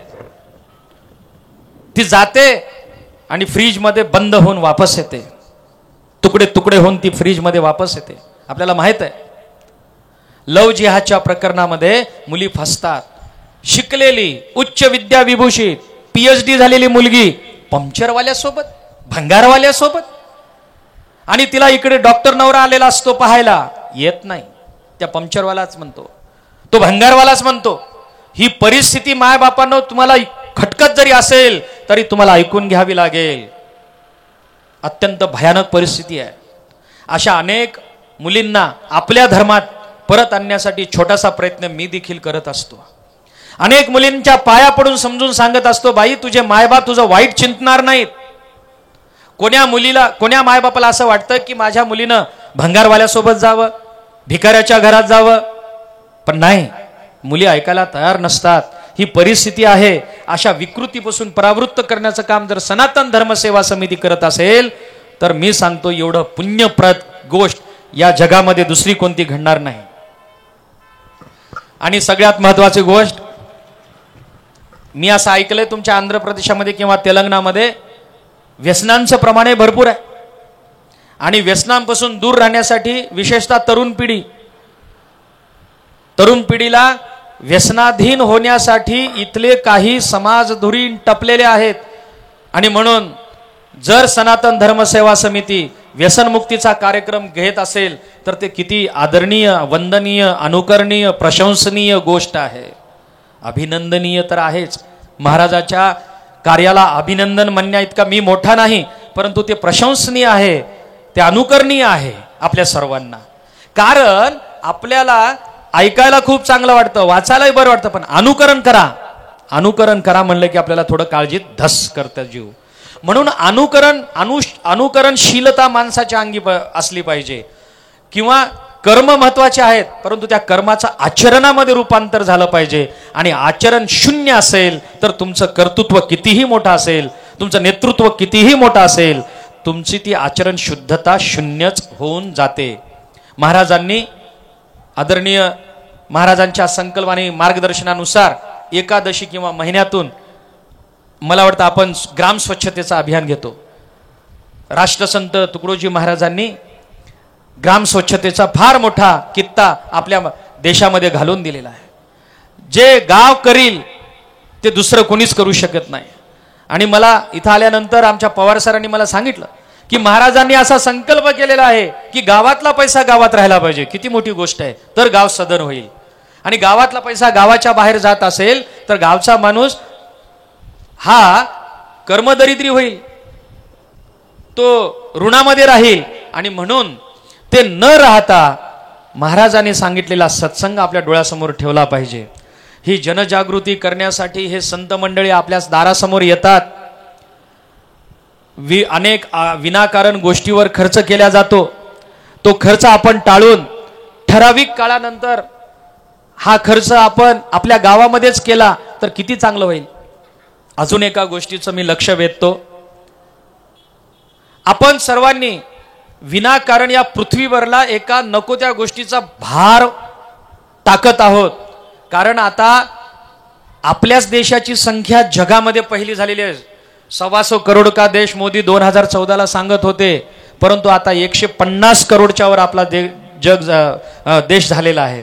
तर बाकीच्या जगाची काय परिस्थिती आहे. पृथ्वीवर काही अविघटित तत्व वस्तू पडत आहेत की ज्याचा कचरा होत आहे आणि ते सांभाळण्याचं काम आपलंच आहे. थोडा प्लास्टिक मुक्तीचा सुद्धा विचार करावा आपल्या सनातन सेवा धर्म समितीने. कारण प्लास्टिकमुळे आपल्या गायी जनावरं खाऊन दगावल्याची बरीच उदाहरणं आपल्या डोळ्यासमोर आलेली आहेत. म्हणून सनातन धर्म सेवा समिती जसं स्वच्छतेचं अभियान करतं तसं मी बाजाराला जाताना कापडी पिशवीच वापरेन. माय माऊलीने लक्षात ठेवलं तरी चालते. किंवा कापडाची पिशवी किंवा कागदाची पिशवी वापरेन जी नष्ट होते. प्लॅस्टिक नष्ट होत नाही. म्हणून आपण जसं वृक्षारोपणाचा विचार करतो, वृक्ष संवर्धनाचा विचार करतो, गौरक्षणाचा विचार करतो, तसा आपण प्लास्टिक मुक्तीचा विचार केला पाहिजे. महाराजांनी हाती घेतलेलं काम आहे. महापुरुषांच्या जयंत्या आहेत, पुण्यतिथ्या आहेत. आता या महापुरुषाच्या जयंत्या पुण्यतिथ्या का करायच्या असतात. आम्ही शाळेमध्ये देखील काही निबंध स्पर्धा, वक्तृत्व स्पर्धा संतांवर महापुरुषावर घेत असतो. कारण या माणसांनी तुम्ही आम्ही जिवंत राहावं, तुम्ही आम्ही व्यवस्थित राहावं, आपला समाज, आपला देश, आपली प्रकृती संस्कृती ही एकत्र टिकावी. त्यांनी केलेलं काम खारी एवढं जरी असलं तरी ते पुढच्या पिढीला संक्रमित केलं पाहिजे आणि ती संक्रमण अवस्था झाली पाहिजे. म्हणून महापुरुषांच्या जयंत्या, पुण्यतिथ्या, उत्सव, त्यांच्या आठवणी आपण केल्याच पाहिजेत, साजऱ्या केल्याच पाहिजेत. आणि तो लोकांपर्यंत पोहोचण्याचं काम आपली सनातन सेवा समिती करत असते. महाराजांनी जे हाती घेतलेलं काम, मला तर आश्चर्याचा धक्का बसला. खरं तर कोणताही महाराज, कुठलाही संत अशा प्रकारचं काम घेत नाही. त्यांनी स्मशानभूमीचा विकास नारायण महाराजांनी किंवा आपल्या संत रामसिंग महाराजांनी हाती घेतलेला आहे. माणूस मेल्यावर काय राहिलं हो असं म्हणणारे आपला समाज आहे. मेल्यानं काय राहते काय. एकदा माणूस गेला गेला. परंतु ज्याला पोचवण्यासाठी, मृत माणसाला पोचवण्यासाठी काही जिवंत माणसं त्या स्मशानभूमीत जातात. त्यांना तिथं आल्हाददायक वाटावं आणि म्हणून वर्ष श्राद्ध, तेरवी, 10वा, पुण्यतिथी हा खर्च त्याच गावातल्या लोकांनी खर्च करावा. अनाठाई खर्च करू नये. किती चांगली कल्पना आहे. नाहीतर तेरवीला हजार लोक जेवू घातलो म्हणून मोठेपणा सांगण्याची चढावड आपल्या समाजामध्ये लागते. तेरवीला किती लोक जेवू घातलास. त्यानं म्हणते मी 1000 लोक माझ्या आज्याच्या तेरवीला जेवू घातलो. 10व्याला किती वेळा घातलास. 500 लोक जेवले. त्यानं म्हणते तुझं काहीच नाही, मी तर 2000 घातलो. कशासाठी. माणूस गेला, विषय संपला. परंतु जे वैकुंठ धाम आहे आणि तिथं गेल्यानंतर माणसाचं चिंतन वाढतं. गेलेला प्रत्येक माणूस म्हणतो मला माणसाचं काही खरं नाही हो. कुठं. तिथं गेल्यावर. एरवी त्याला सगळं खोटच वाटते. तिथं गेल्यावर म्हणतो माणसाचं काही खरं नाही हो. तिथं सुद्धा काय माणसाचं खरं आहे. माणूस खरा कशी असला पाहिजे, तो जन्मापासून ते मृत्यूपर्यंत त्याचं जीवन कसं असलं पाहिजे ते स्मशानभूमीत गेल्यावर कळतं. म्हणून महाराजांनी हाती घेतलेलं जे कर्म आहे की स्मशानभूमीचा विकास आणि सुशोभीकरण हे अत्यंत महत्वाचं काम संतांनी आपल्या या समितीद्वारे घेतलेला आहे. आणि आपल्याला सगळ्याला माहित आहे गोरक्षण. मी मगाशी गोमातेचा उल्लेख केला. आपल्याला माहित आहे जगातल्या सगळ्या जीवशास्त्रज्ञांनी हे मान्य केलंय, आईचं दूध आणि गाईचं दूध हे सर्वश्रेष्ठच आहे. याच्याशिवाय या जगामध्ये दुसरं अमृतच नाहीये. गाईचं दूध हे अमृता समान आहे, आईचं दूध हे अमृता समान आहे. आणि आईच्या दुधानंतर गाईलाच महत्व दिलेलं आहे. तेही देशी गाय, आपल्या खांद्यावर खोबा असलेली, याला काय म्हणतो आपण इकडे काय माहित नाही मला, धूड. सपाट मानेची गाय नाही, ती संकरित गाय आहे. तिचं दूध चुकून पिऊ नका, तिचं शेण घरात चुकून वापरू नका, ते विष आहे. ते विषारी दूध बिलकुल घेऊ नका. जे जे संकरित आहे ते विषारी आहे. अगदी माणूस जरी संकरित झाला तरी तो अत्यंत विषारी आणि घातक असतो. याचा दुसरा अर्थ आहे जो विषारी आहे तो संकरित आहे. म्हणून जे जे संकर झालेलं आहे ते न घेता शुद्ध गाईचं दूध आणि गौरक्षेचं रक्षण हे अत्यंत महत्वाची गोष्ट आहे. गौमातेचं महत्व आपल्या सगळ्यांना माहित आहे. कारण आपल्या परंपरेमध्ये गाय ही 33 कोटी मातांची जननी आहे असं आपण म्हटलेलं आहे. गाय दिसल्याबरोबर आपण पाया पडतो. म्हसरडीच्या पाया पडत नाही, बैलाच्या पाया पडत नाही. एक वेळेस बैलाच्या तरी पडतो, चला नंदी बैल म्हणून, पण तो नंदी असला पाहिजे. बैलाच्या नाही पाया पडत, परंतु गोमातेच्या आपण हात लावतोच, आपला हात तिथं जातोच, कारण तिच्यात तेवढी शक्ती असते. आता अलीकडे तुम्हाला माहित असेल, तुम्ही पेपरमध्ये किंवा हल्ली या व्हॉट्सअपच्या किंवा याच्या जमान्यामध्ये तुम्हाला माहित झालं असेल की परदेशातले लोक देशी गायीच्या गळ्यामध्ये विळखा घालण्यासाठी 300 रुपये 15 मिनिटाला द्यायलेत महाराज. 300 रुपये 15 मिनिटं फक्त त्या गायीच्या खालून जाऊ द्या किंवा गायीच्या जवळ बसू द्या. याच्यासाठी आता तेही शुद्ध आपली देशी गाय, त्या गायीची कूस, त्या गायीच्या सानिध्यात आम्हाला बसू द्या. 300 रुपये 15 मिनिटाला. किती चांगला धंदा आहे. परंतु हे महत्व त्या परदेशी लोकांना कळायला लागलंय, त्या विदेशी लोकांना कळायला लागलंय, कारण त्यांनी अभ्यास केलाय गोमातेचा. आणि म्हणून आपल्याला माहित आहे की गायीच्या दुधामध्ये ज्यावेळेस आपण गाय काढत असताना गायीचं दूध, धारोष्ण दूध, डावा पाय गच्च बांधून का काढला जातो तर कृष्ण नाडी त्या ठिकाणी असते, असा संकेत साधू संतांनी आपल्या पुराणामध्ये दिलेला आहे. म्हणून ते गायीचं दूध, तूप हे अत्यंत पवित्र असते. आणि म्हणून ज्यांना ज्यांना इथं गाय आहे की आपल्या सर्वांना हात जोडून पाया पडून विनंती आहे की गाय कधीच विकू नका. तिची माती करा आपल्या शेतामध्ये, परंतु खाटकाला गाय देऊ नका.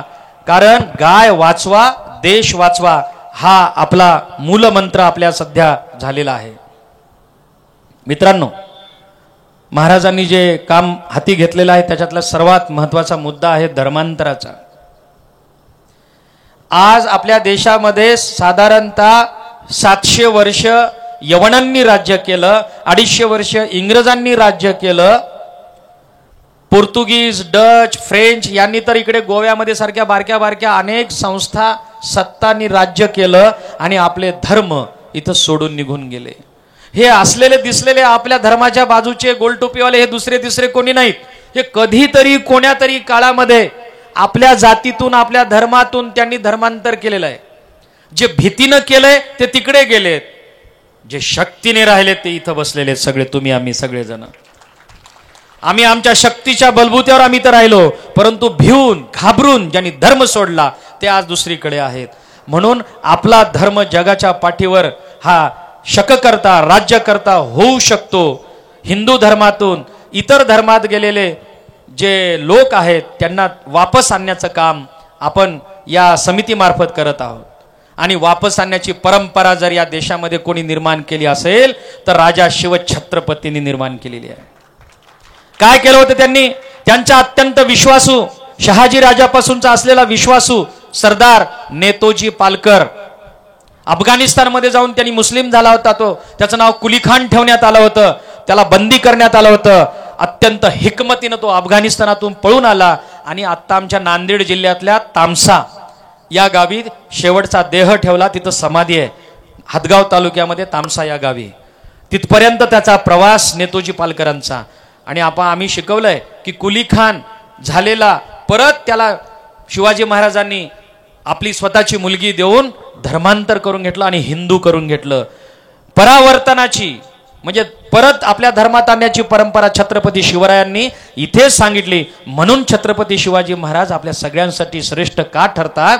प्रत्येक गोष्टीमध्ये अत्यंत बारकाईने लक्ष देणारा जर कोणता राजा या देशात जन्माला आला असेल तर तो केवळ आणि केवळ छत्रपती शिवाजी महाराज. मित्रांनो, हे लक्षात घ्या. महाराजांचं 53 वर्षाचं आयुष्य समजून घ्यायला आपले 53 आयुष्य जातील, 53 युग जातील, परंतु छत्रपती शिवाजी महाराज समजून घेणं आणि ह्या लेकरांना समजून सांगणं अत्यंत आवश्यक आहे. म्हणून अशा विविध आयामावरती आपली सनातन धर्म सेवा समिती काम करते आहे. माझ्यासारख्या एका छोट्या कार्यकर्त्याला सनातन समितीचं काम बघायला आनंद वाटला, मन मोहरून गेलं, मन समाधान झालं, अनेक पिढ्यांचं कृतकृत्य झालो. आज मला सद्भाग्य प्राप्त झालं. मी कुठेतरी एका वेगळ्या विश्वात आलो. इंद्रवेल्लीला तर आलोच, परंतु या धर्तीवर आलो आणि या संतांच्या पायाशी मला बसण्याचा योग आला आणि माझ्या मनामध्ये असलेलं एक मोठं परिवर्तन झालं. या देहाचं परिवर्तन झालं. ही ताकद आणि ताकद फक्त संतांमध्ये आहे, एवढं अधोरेखित करून सांगू इच्छितो आणि मी माझ्या जागा घेतो. धन्यवाद. जय हिंद, जय महाराष्ट्र, जय श्रीराम.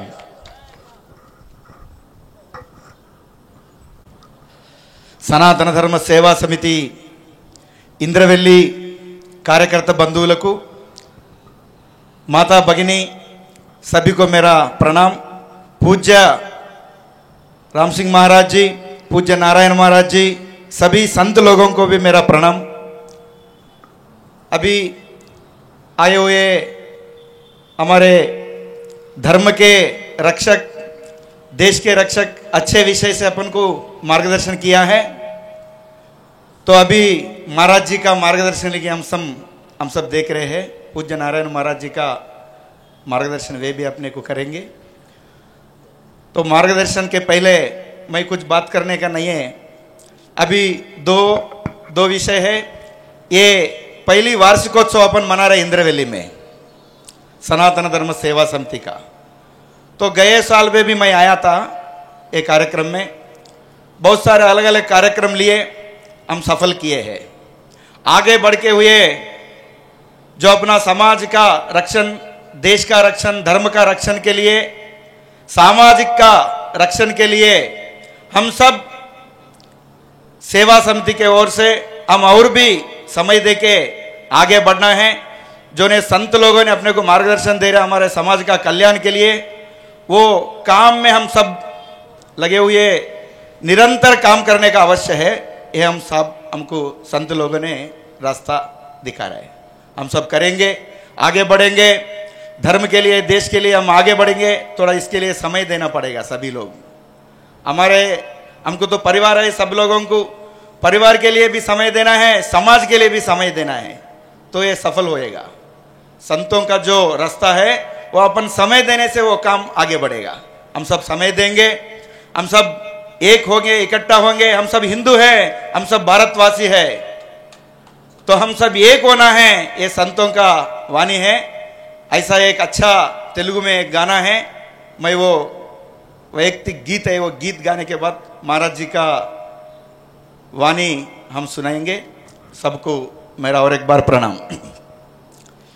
अंदरमू हिंदुवुलम बंधुवुलम मनमंता, మన అందరికీ కన్న తల్లి ఈ భారత మాత. కలిసుంటే నిలబడతాం, విడిపోతే పడిపోతాం. అందరిలో ఒకే తత్వం, అదే కదా మనకు బలం.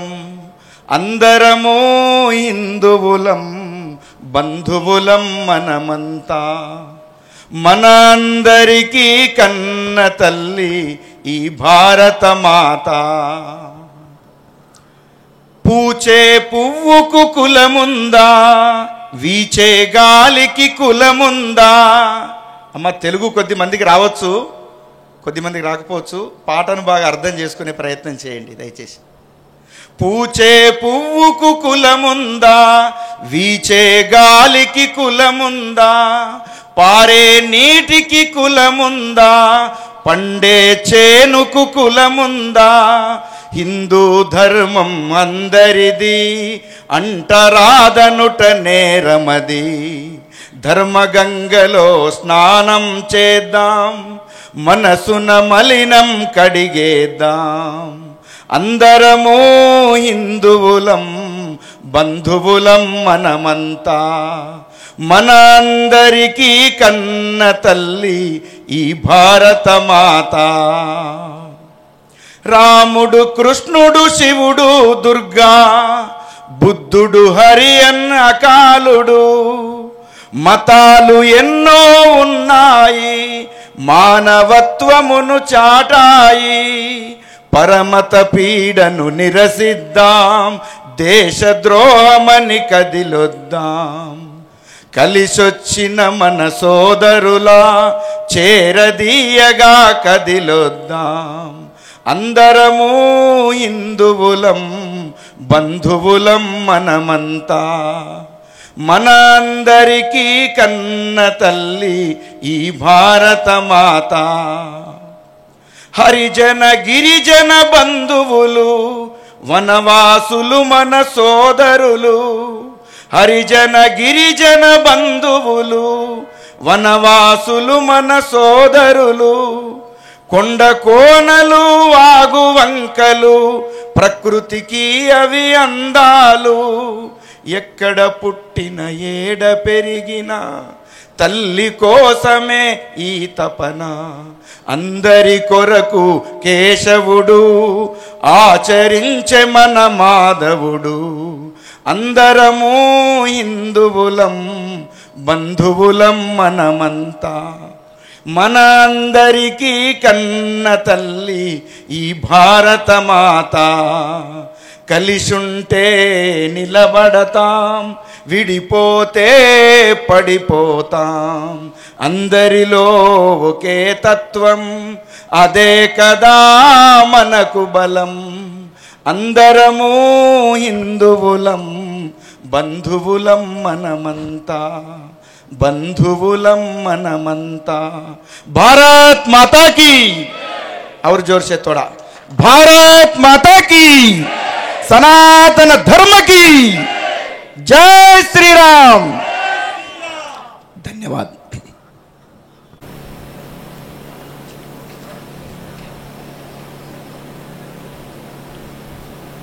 करारविन्देन पदारविन्दं, मुखारविन्दे विनिवेशयन्तं. वटस्य पत्रस्य पुटे शयानं, बालं मुकुन्दं मनसा स्मरामि. कृष्णाय वासुदेवाय हरे परमात्मने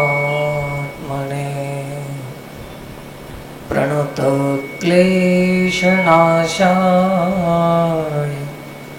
गोविन्दाय नमो नमः.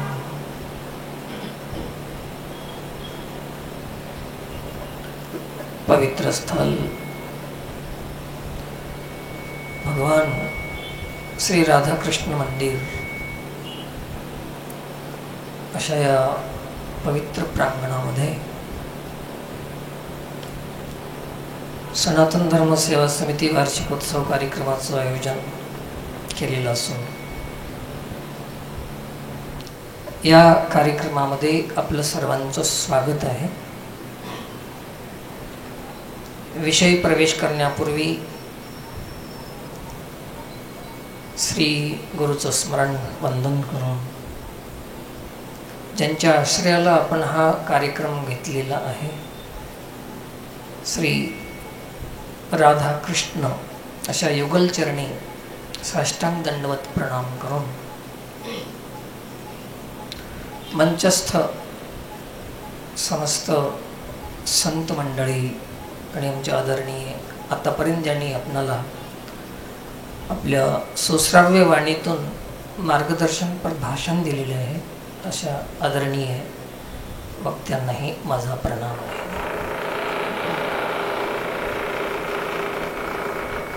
जमलेले समस्त धर्मप्रेमी, देशप्रेमी, माझे बंधू मित्रगण आणि विशेष करून मातृशक्ती, या सर्वांनाच आदराने प्रणाम करून कमीत कमी वेळेमध्ये मी माझं वक्तव्य तुमच्यासमोर ठेवण्याचा प्रयत्न करतो.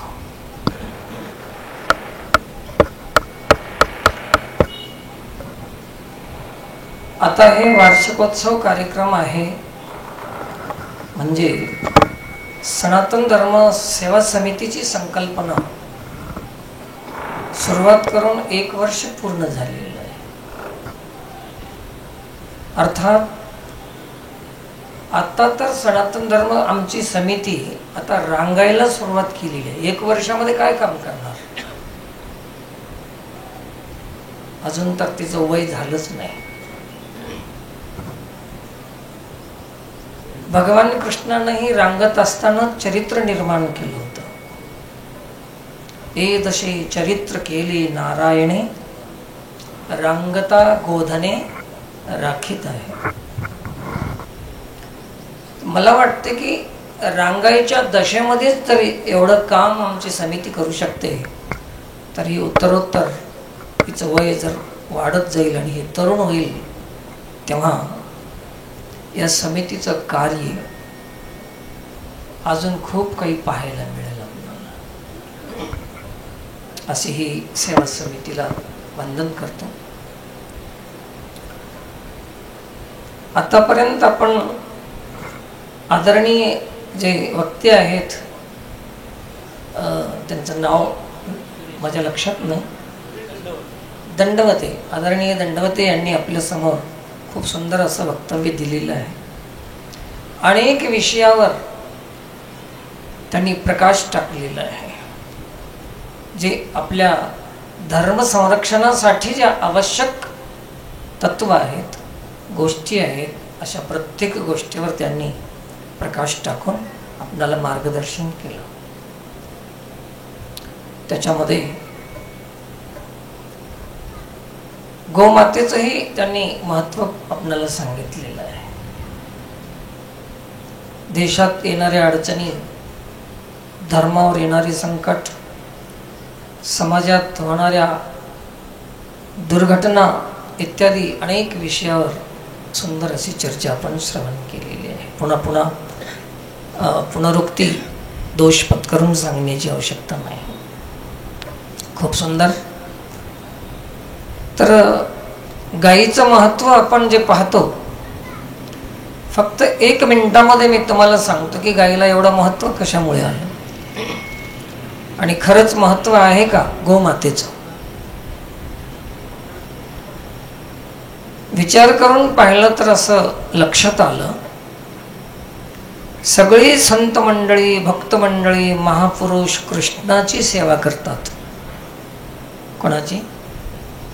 कृष्णाची सेवा, कृष्णाचं भजन करतात, कृष्णालाच देवता मानतात, आदर करतात. श्रद्धा, आस्था, विश्वास, पूजनीय, वंदनीय असे सर्वांचे कोण आहेत? भगवान कृष्ण आहेत. विचार करा, सर्व जगातील महापुरुष, श्रेष्ठ पुरुषांनी कृष्णाची सेवा करावं आणि त्या युगपुरुष भगवान कृष्णाने गायीची सेवा करावं, गोमातेची. तर ते गाय किती श्रेष्ठ असेल. आम्हाला जरी नाही समजली तरी भगवान कृष्णानं केलेल्या सेवा कार्यावरून तरी आम्ही ठरवलं पाहिजे की गोमाता किती श्रेष्ठ आहे. एक असे सूत्र आहे काही जीवनामध्ये. म्हणून तुम्ही आम्ही आपल्या धर्मासाठी सर्वांनीच सहकार्य, सहयोग आणि सहमती सर्वांची याच्यात असणे किती गरजेचं आहे. परंतु अशा या कठीण काळामध्ये आपण एवढे लोक इथं जमलात हे थोडंसं प्रशंसनीयच आहे कार्य. कारण की सध्याच्या काळामध्ये गर्दी होऊ शकते आणि जिथं स्वार्थ आहे, जिथं आपलं प्रतिष्ठा आहे, मान आहे, सन्मान आहे, सत्कार आहे, अशा कामामध्ये लोकांची गर्दी पाहायला मिळते. का तर माणसाच्या मनातली जी संवेदना आहे, माणूस दिसायला शिल्लक आहे परंतु संवेदना मरत चालली माणसाची. संख्या किती आहे याला महत्व नाही, संवेदनशील माणसं किती आहेत हे महत्वाचं आहे. आणि कार्याला जी गती मिळते ते संख्येमुळे नाही, तर संवेदनशील हृदय ज्याचं आहे त्या माणसामुळे कार्याला गती मिळते. भाषा मराठी समजते ना सगळ्यात तुम्हाला. संवेदनशील हृदय त्याची आता समाजामध्ये खूप कमी आहे, खूप कमी आहे. मान ही सर्वांनाच अपेक्षित आहे परंतु काम समोर आलं की सगळ्याची मान बाजूला जाते, मान काढून घेतात. मान असेल तरच आपली मान तिथं दिसते आणि जिथं काम आलं की मान तिथं राहत नाही. मानाच्या अपेक्षा करणारे हे कार्य करू शकत नाहीत. कार्यकर्त्याचं एक लक्षण तुम्हाला सांगून जातो की ज्यांनी आपला मान सन्मान प्रतिष्ठा हे साऱ्या गोष्टी गुंडाळून बाजूला फेकून दिले असतील तेच देशाची धर्माची संस्कृतीची सेवा करू शकते, अन्यथा दुसरा माणूस करू शकत नाही. ज्याला अजून मानपानाची भूक आहे, कोणाला सत्तेची भूक आहे, कोणाला मानाची, कोणाला प्रतिष्ठेची, कोणाला सन्मानाची, सत्काराची, ह्या सगळ्या गोष्टी. म्हणून आपल्या समितीमध्ये दंडवते सर इथं या सत्कार हे मानपान आपल्या कार्यक्रमामध्ये कधीच नसतं. याच्यामुळे कार्याचं खूप वाटोळं झालेलं आहे. एकाचा मान केला की दुसऱ्याचा अपमान केल्यासारखं आहे. एका म्हणता भले दुजया सहजची निंदिले. संतांनी दिलेला हा आदर्श आहे, एक मार्ग आहे, संतांनी दिलेले सूत्र आहेत आणि त्या सूत्रानुसार आपल्याला आपलं काम करायचं. सज्जन हो, हिंदू धर्मामध्ये मूर्ती मानणारे खूप लोक आहेत, मूर्तीजवळ बसणारे खूप लोक आहेत, मूर्ती पूजा करणारे सर्वच आहेत, परंतु जेव्हा कृती हा शब्द येईल तेव्हा माघार घेतात. मूर्तीपासून कृतीपर्यंत जेव्हा आमची यात्रा संपन्न होईल तेव्हा खऱ्या अर्थाने आम्ही हिंदू आहोत. तोपर्यंत हिंदू नहीं आए। मूर्ति से लेकर कृति तक हमारी यात्रा होनी चाहिए। आपको मराठी समझने में थोड़ा सा कठिन जा रहा होगा, थोड़ा सा हिंदी कर देता हूँ। म्हणून मूर्तीपासून कृतीपर्यंत आमची यात्रा आहे। मी नेहमी सांगतो, छत्रपती शिवरायांची चित्र घरामध्ये टांगलेलं आहे, पुतळे आहेत, हे सगळं ठीक झालेलं आहे आज सध्याच्या काळामध्ये, परंतु चित्राची पूजा करणं हे आमचं कर्तव्य आहे, स्मरण होते त्याच्यामुळे। परंतु चित्रापेक्षा चरित्राची उपासना करणं आमच्यासाठी खूप फायद्याचं ठरेल, अति फायद्याचं ठरेल चरित्राची उपासना। आणि म्हणून हे समिती आता थोडंसं कृतीकडे लक्ष देत चाललेली आहे। मूर्तीपूजा तर आहेच आमच्यामध्ये, आम्ही काही नास्तिक नाही तसं, मी बी मूर्तीची पूजा करतोच, परंतु मूर्तीपासून कृतीपर्यंत। आणि आमच्या संतांनी तेच काम केलेलं आहे की भगवद्गीतेचा श्लोक आहे तो कोणालाही समजत नव्हता, आणि ते समजून देण्यासाठी संत माऊलींनी त्याला आपल्या मराठी भाषेमध्ये 700 श्लोकाच्या 9032 ओव्या त्यांनी निर्माण केल्या. कारण काय, संतांचं कार्य बघा किती आहे, किती मोठी क्रांती आहे संतांची, की श्लोकापासून लोकापर्यंत ज्यांनी त्या भगवान कृष्णाच्या वक्तव्याला कसं पोहोचवता येईल लोकापर्यंत असा सेतू निर्माण केला. श्लोकापासून लोकापर्यंत हे अर्थ कसा जाईल याच्यासाठी जे काम केलेलं आहे, हे कृती केलेली आहे त्यांनी. आणि म्हणून तुम्हाला आम्हाला प्रत्येक माणसाला संवेदनशील होऊन कृतीची आता गरज आहे आपल्या जीवनामध्ये. म्हणून प्रत्येकाने ही कृती करणं आवश्यक आहे. सनातन धर्म सेवा समितीमध्ये आतापर्यंत बरेचसे कामं करण्याचा संकल्प आपण केलेला आहे. परंतु सेवा समितीचं एक मुख्य कार्य हे आहे की आपल्या हिंदू समाजामध्ये सण कमी नाहीत, वार कमी नाहीत, उत्सव कमी नाहीत, धर्माचे कार्य कमी नाहीत. अखंड हरिनाम सप्ताह होते हैं और भी देव के धर्म के नाम से, संस्कृति के नाम से बहुत सारे कार्य अभी समाज में बहुत सारे कार्य चलते हैं. लेकिन इन सभी कार्यों में जो भगवान के नाम से, संस्कृति के नाम से, धर्म के नाम से, राष्ट्र के नाम से जितने भी कार्य होते हैं, उन सभी कार्यों में अभी कोई कमी नहीं है कार्य में, लेकिन उस किए हुए कार्य में विकृति कितनी बनते जा रही है, इस पर ध्यान देना आज समय की आवश्यकता है. विकृती प्रत्येक कामामध्ये विकृती होत चाललेली आहे. आता जसं दंडवते साहेबांनी सांगितलं की संस्कार 16 संस्कारामध्ये गर्भाधान संस्कारापासून शेवटच्या अंतिम संस्कारापर्यंत 16 संस्कार आपल्याला वेदानं दिलेले आहेत, शास्त्रानं दिलेले आहेत. त्यापैकी एक आहे लग्न संस्कार. त्यांनी त्याच्यावर थोडंसं स्पर्श केलेलं. लग्न आता संस्कार राहिला नाही, आता संस्काराच्या जागी आता विकार झालेला आहे. लग्न विकृती पैदा झाली.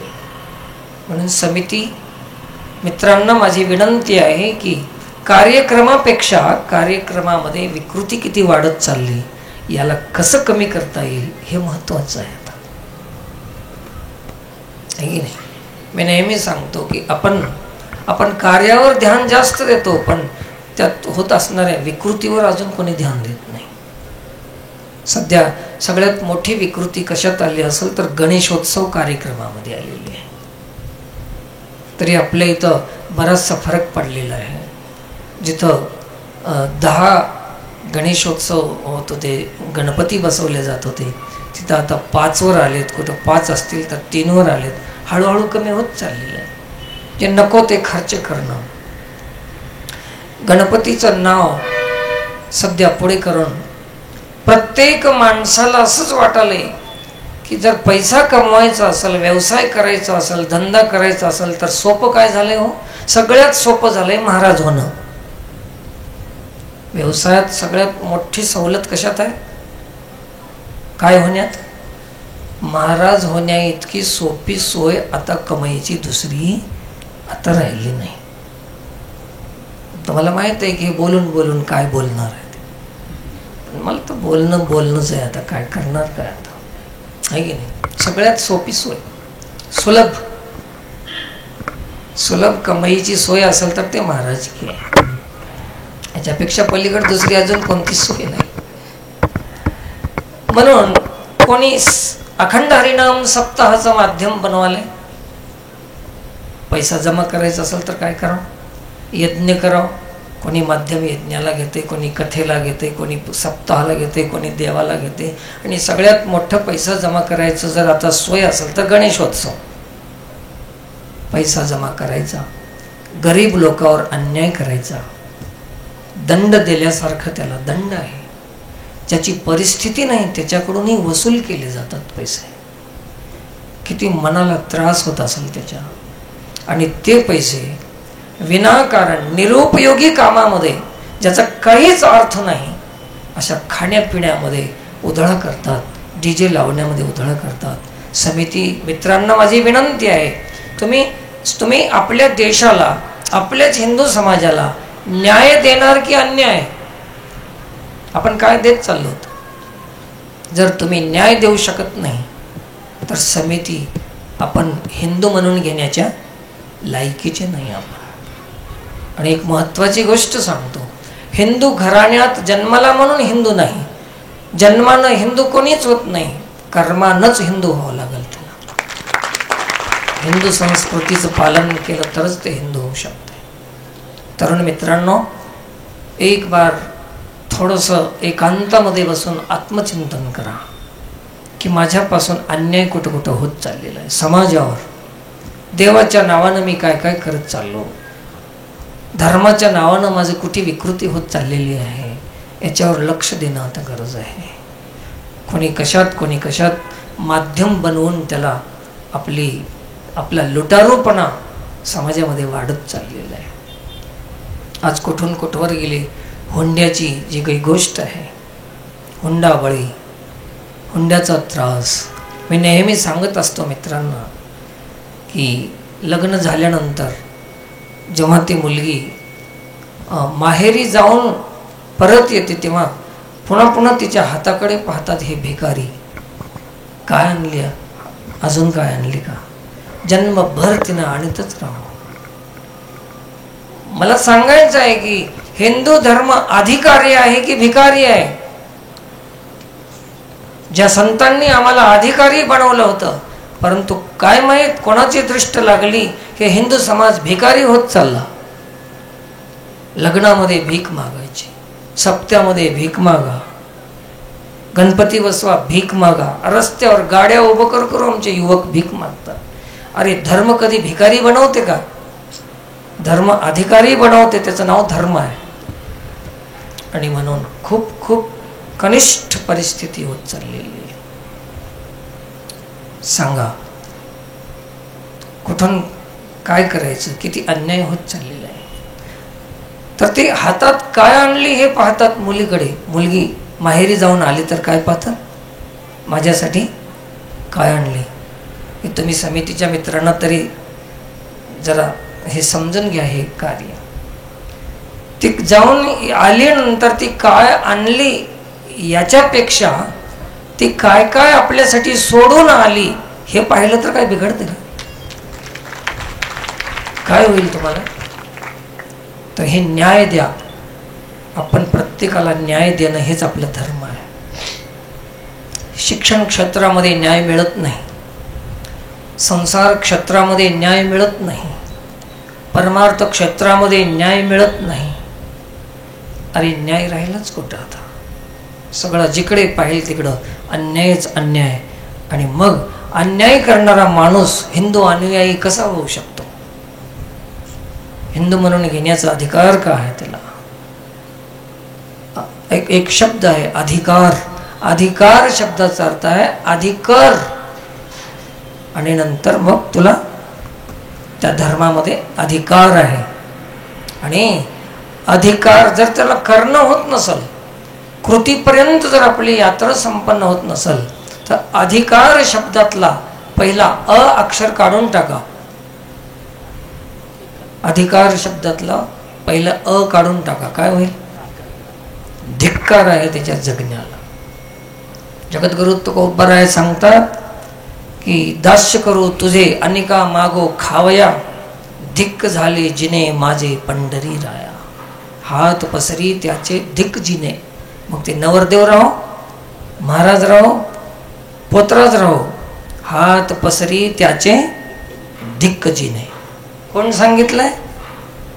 मी इथून गेल्यानंतर माझी निंदा करतात तुम्ही. नारायण महाराजांनी आमची निंदा केली. तुम्हाला करायची असेल तर तुकोबाची निंदा करा. आम्ही प्रमाणासहित सांगालो, हात पसरी त्याचे धिक्क जिने. मग काय तुम्हाला आपलं जिनं धिक्क करायचं आहे का? नाही करायचं. आणि एक सांगतो, हे बसलेले लोक म्हणतील की वेशभूषेमध्ये बसलेले आहेत, भगवे कपडे घालून, हे सनातन धर्माचे आहेत, आपल्याला नाही सांगाय महाराजांना. असं वाटतं का तुम्हाला? असं काहीच नाही. तुमचे कपडे कोणतेही असले तर तुमचे विचार भगवे असले पाहिजेत. विचार. आणि छत्रपती शिवाजी महाराज चौकामध्ये आहेत, त्यांचा पुतळा चौकात आहे, पण त्यांचे विचार तुमच्या हृदयात बसले पाहिजेत, तेव्हाच तुम्ही छत्रपती शिवाजी महाराजाला समजू शकता, अन्यथा खूप कठीण आहे. म्हणून हे आता जी घडी चालू आहे, जे काळाची मागणी आहे, हे पूर्ण करण्याचं दायित्व तुमचं माझं सर्वांचं आहे. ज्या भारत देशामध्ये आम्ही जन्माला आलो, ज्या भारत देशानं आम्हाला अन्न दिलं, पाणी दिलं, हवा दिली, त्या देशाचं काहीतरी देणं आहे आपलं. आम्ही या देशाची ऋणी आहोत. ऋण तर पूर्ण चुक्त करणं शक्य नाही, परंतु कमीत कमी धन्यवादाच्या नावानं थोडंसं सेवा करणं आता गरजेचं आहे. म्हणून जास्त वेळ न घेता, आता नेहमीच मी तुम्हाला बोलत राहतो, हे सगळे तुम्ही रोजच ऐकता मला, याच्यासाठी आज वेळ जास्त घेत नाही. आज आपणाला दंडवते सरांचं ऐकायचं होतं. खूप सुंदर त्यांनी आपलं वक्तव्य आपल्यासमोर प्रस्तुत केलेलं आहे. त्याबद्दल आपल्या सनातन धर्म समितीच्या सर्वांच्या वतीनं मी त्यांचं एक बार अभिनंदन करतो. धन्यवाद आहे. आणि आमच्या या कार्यक्रमामध्ये नेहमीच आशीर्वादक उपस्थिती आमच्या महाराज मंडळीची असते. माझ्या दोन बाजूला दोन महाराज आहेत, कारण की दोन्ही अंगानं मी सक्षम आहे. उजवी बाजू आणि डावी बाजू, मला काही कमीच नाही इथं एक. आणि जाता जाता प्रत्येक महाराज कार्यक्रम केल्यानंतर काहीतरी मागल्याशिवाय जाते का? मागते की नाही? फुकट कार्यक्रम होते का महाराजाचा? नहीं होत.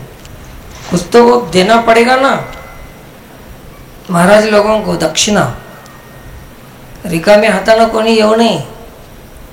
तर तुमच्याकडे आतापर्यंत कधी मागितलं नाही, आज काय मागणार आहे म्हणून धडधड करीत असाल काळी तुमचं. काहीच नाही.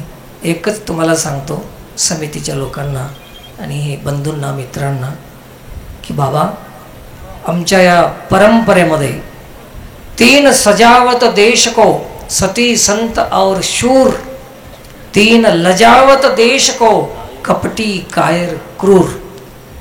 तर आपल्याला तिन्ही पैकी कोणतं व्हायचं?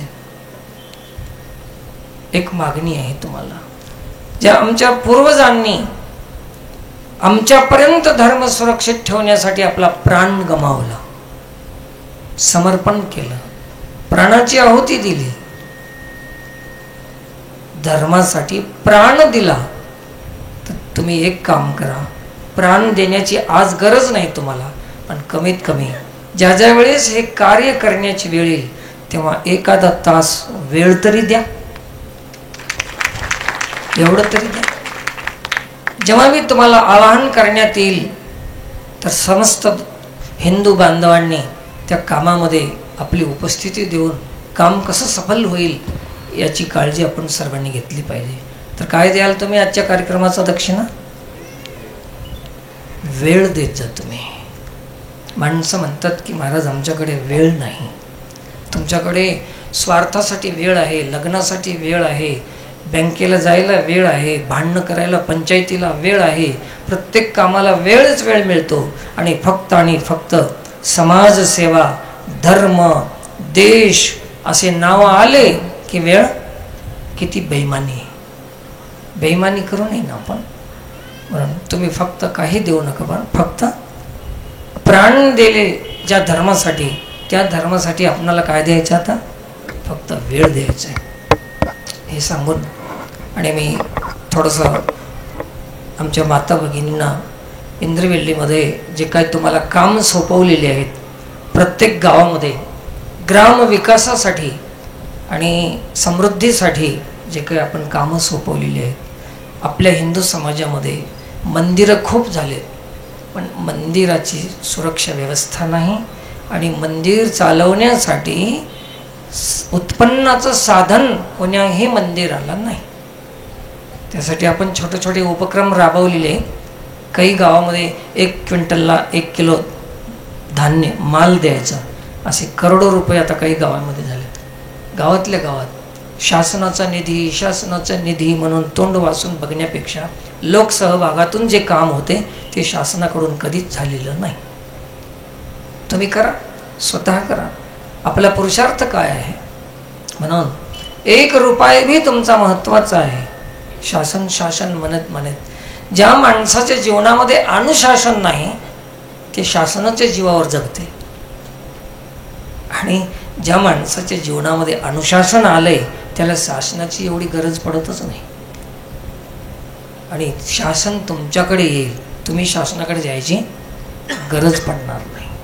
आलं का लक्षात? अनुशासन हे तुमचं आमच्या जीवनाचं एक हे आहे, आधार आहे. तर काही गावामध्ये 1 क्विंटलला 1 किलो माल देण्याच्या अशा आपण उपक्रम राबवलेला आहे. त्याच्यातून लाखो रुपये गावाला उत्पन्न मिळते. काही गावामध्ये मंदिराच्या वतीनं फिल्टर वॉटरची मशीन वगैरे देऊन गावाला पाण्याची सप्लाय आणि मंदिराचं उत्पन्न आहे. तर काही गावामध्ये आमच्या माता भगिनींना काम दिलेलं आहे, इथंही दिलेलं आहे की दररोज आपल्या आपल्या घरामध्ये दानपेटी ठेवायची. 10 रुपये रोज त्याच्यामध्ये धर्मासाठी आपण त्याच्यामध्ये टाकायची. आणि गावातील जे कार्यकारी सेवा समिती आहे वर्षातून 1 बार आपण त्या सगळ्या दानपेट्या मंदिराकडे आणून सेवा समितीच्या सुपूर्द करायच्या. त्याच्यावर हे जे काही कामं करतील गावासाठी, आपल्याच गावामध्ये 1 कोटीच्या वरचं काम मंदिराचं झालेलं आहे. सार्वजनिक जागा नव्हती, जागा झालेली आहे. कारण हे सगळं तुम्ही जागा झाल्यामुळे हे जागा होत चालली. आतापर्यंत हे काहीच नव्हतं. लाखो रुपये आपल्या सप्त्याच्या नावानं, यज्ञाच्या नावानं गावातले पैसे बाहेर जायचे. पण आता आमचे युवक सावध झालेले आहेत. गावातला 1-1 रुपये गावासाठी लावतात आणि झपाट्यानं गावाचा विकास चालू झालेला आहे. तर आमच्या माता भगिनी, तुम्ही ज्या काही गेल्या वर्षी इंद्रवेल्ली मंडळमध्ये 3,60,000 रुपये महिलांनी दिले होते गावासाठी. 3,60,000. ह्याच गावची गोष्ट सांगालो तर हे किती मोठी सेवा आहे. असे उपक्रम आपण राबवत राहू. अजून जास्त दिले पाहिजे. आता यावर्षी मी अजून पैसे मोजा येणार आहे तुमचे. कोण किती दिलं याच्याकडे पाहू नका. मी किती देणार याच्याकडे लक्ष द्या. आणि 10 रुपये रोज दिले तर काही मोठी गोष्ट नाही. शक्य नसेल ज्याला तर 5 रुपये टाका, शक्य नसेल तर रुपये टाका, आणि तेही शक्य नसेल तर जमा झालेले पैसे वाटून घ्या. मग काय करणार. तर असं हे आपलं काम, खूप सुंदर कार्य चालू आहे. अजून खूप कामं आपल्याला करायचे. अजून पावसाळा आला की वृक्षारोपणाचा कार्यक्रम आपल्याला राबवायचा आहे. समितीला मी आजच इशारा देऊन ठेवतो. ज्या मोसममध्ये जे सेवा देण्याची पाळी येईल त्यावेळेस तुम्ही आपला वेळ द्यायचा आहे. देणार की नाही? नाही देणार. कोणीच हो म्हणणार गेले. हात तर वरी केले असते, वेळ देणार आहे. धन्यवाद. अजून दुसरं काही मागलो नाही ना तुमच्याकडे. मी तुमच्या जीवावर कुठं मठ बांधाय नाही, मंदिर बांधाय नाही, कुठं अजून बांधणारही नाही. आता माझा मठ, माझं मंदिर, माझी प्रॉपर्टी, माझी संपत्ती तुम्हीच आहात रे बाबा, तुम्हीच आहात. आणि तुमच्या विश्वासावर तर मी काम करत निघालो. तुम्ही जर धोका देणार तर माझं काही खरं नाही आता. म्हणून कोणी धोका देणार नाही अशी मला अपेक्षा आहे, विश्वास आहे. समस्त भाविकांना विनंती करतो.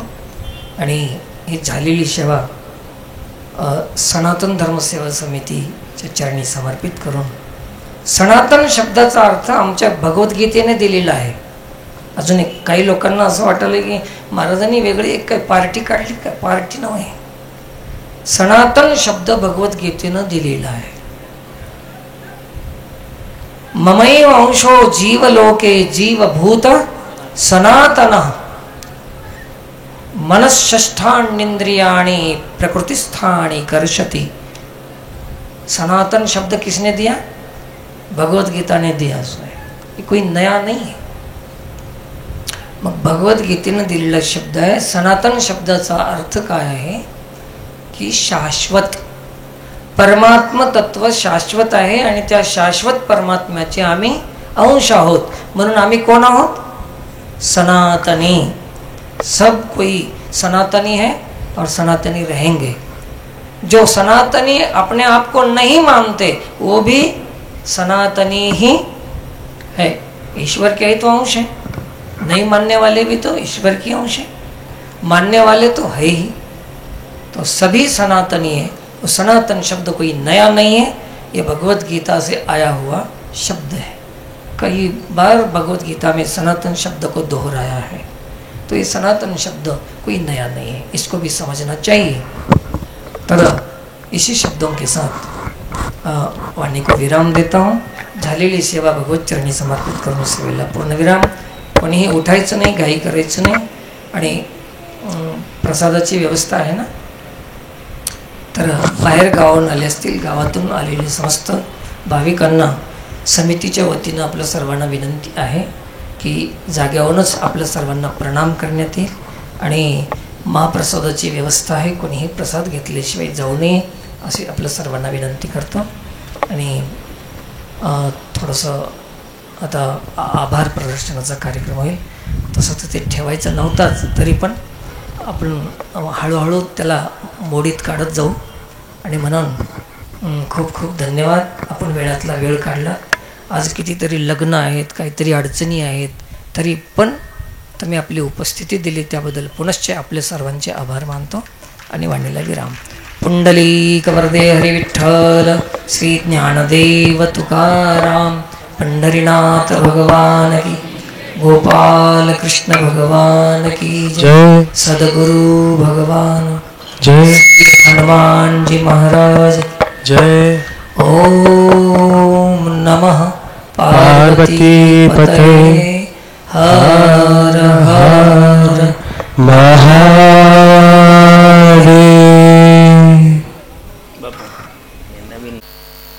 ब्रह्मानंदं परमसुखदं केवलं ज्ञानमूर्ति द्वन्द्वातीतं गगनसदृशं तत्त्वमस्यादिलक्षणम् एकं नित्यं विमलमचलं सर्वादिसाक्षिभूतं भावातीतं त्रिगुणरहितं सद्गुरुं तं नमामि।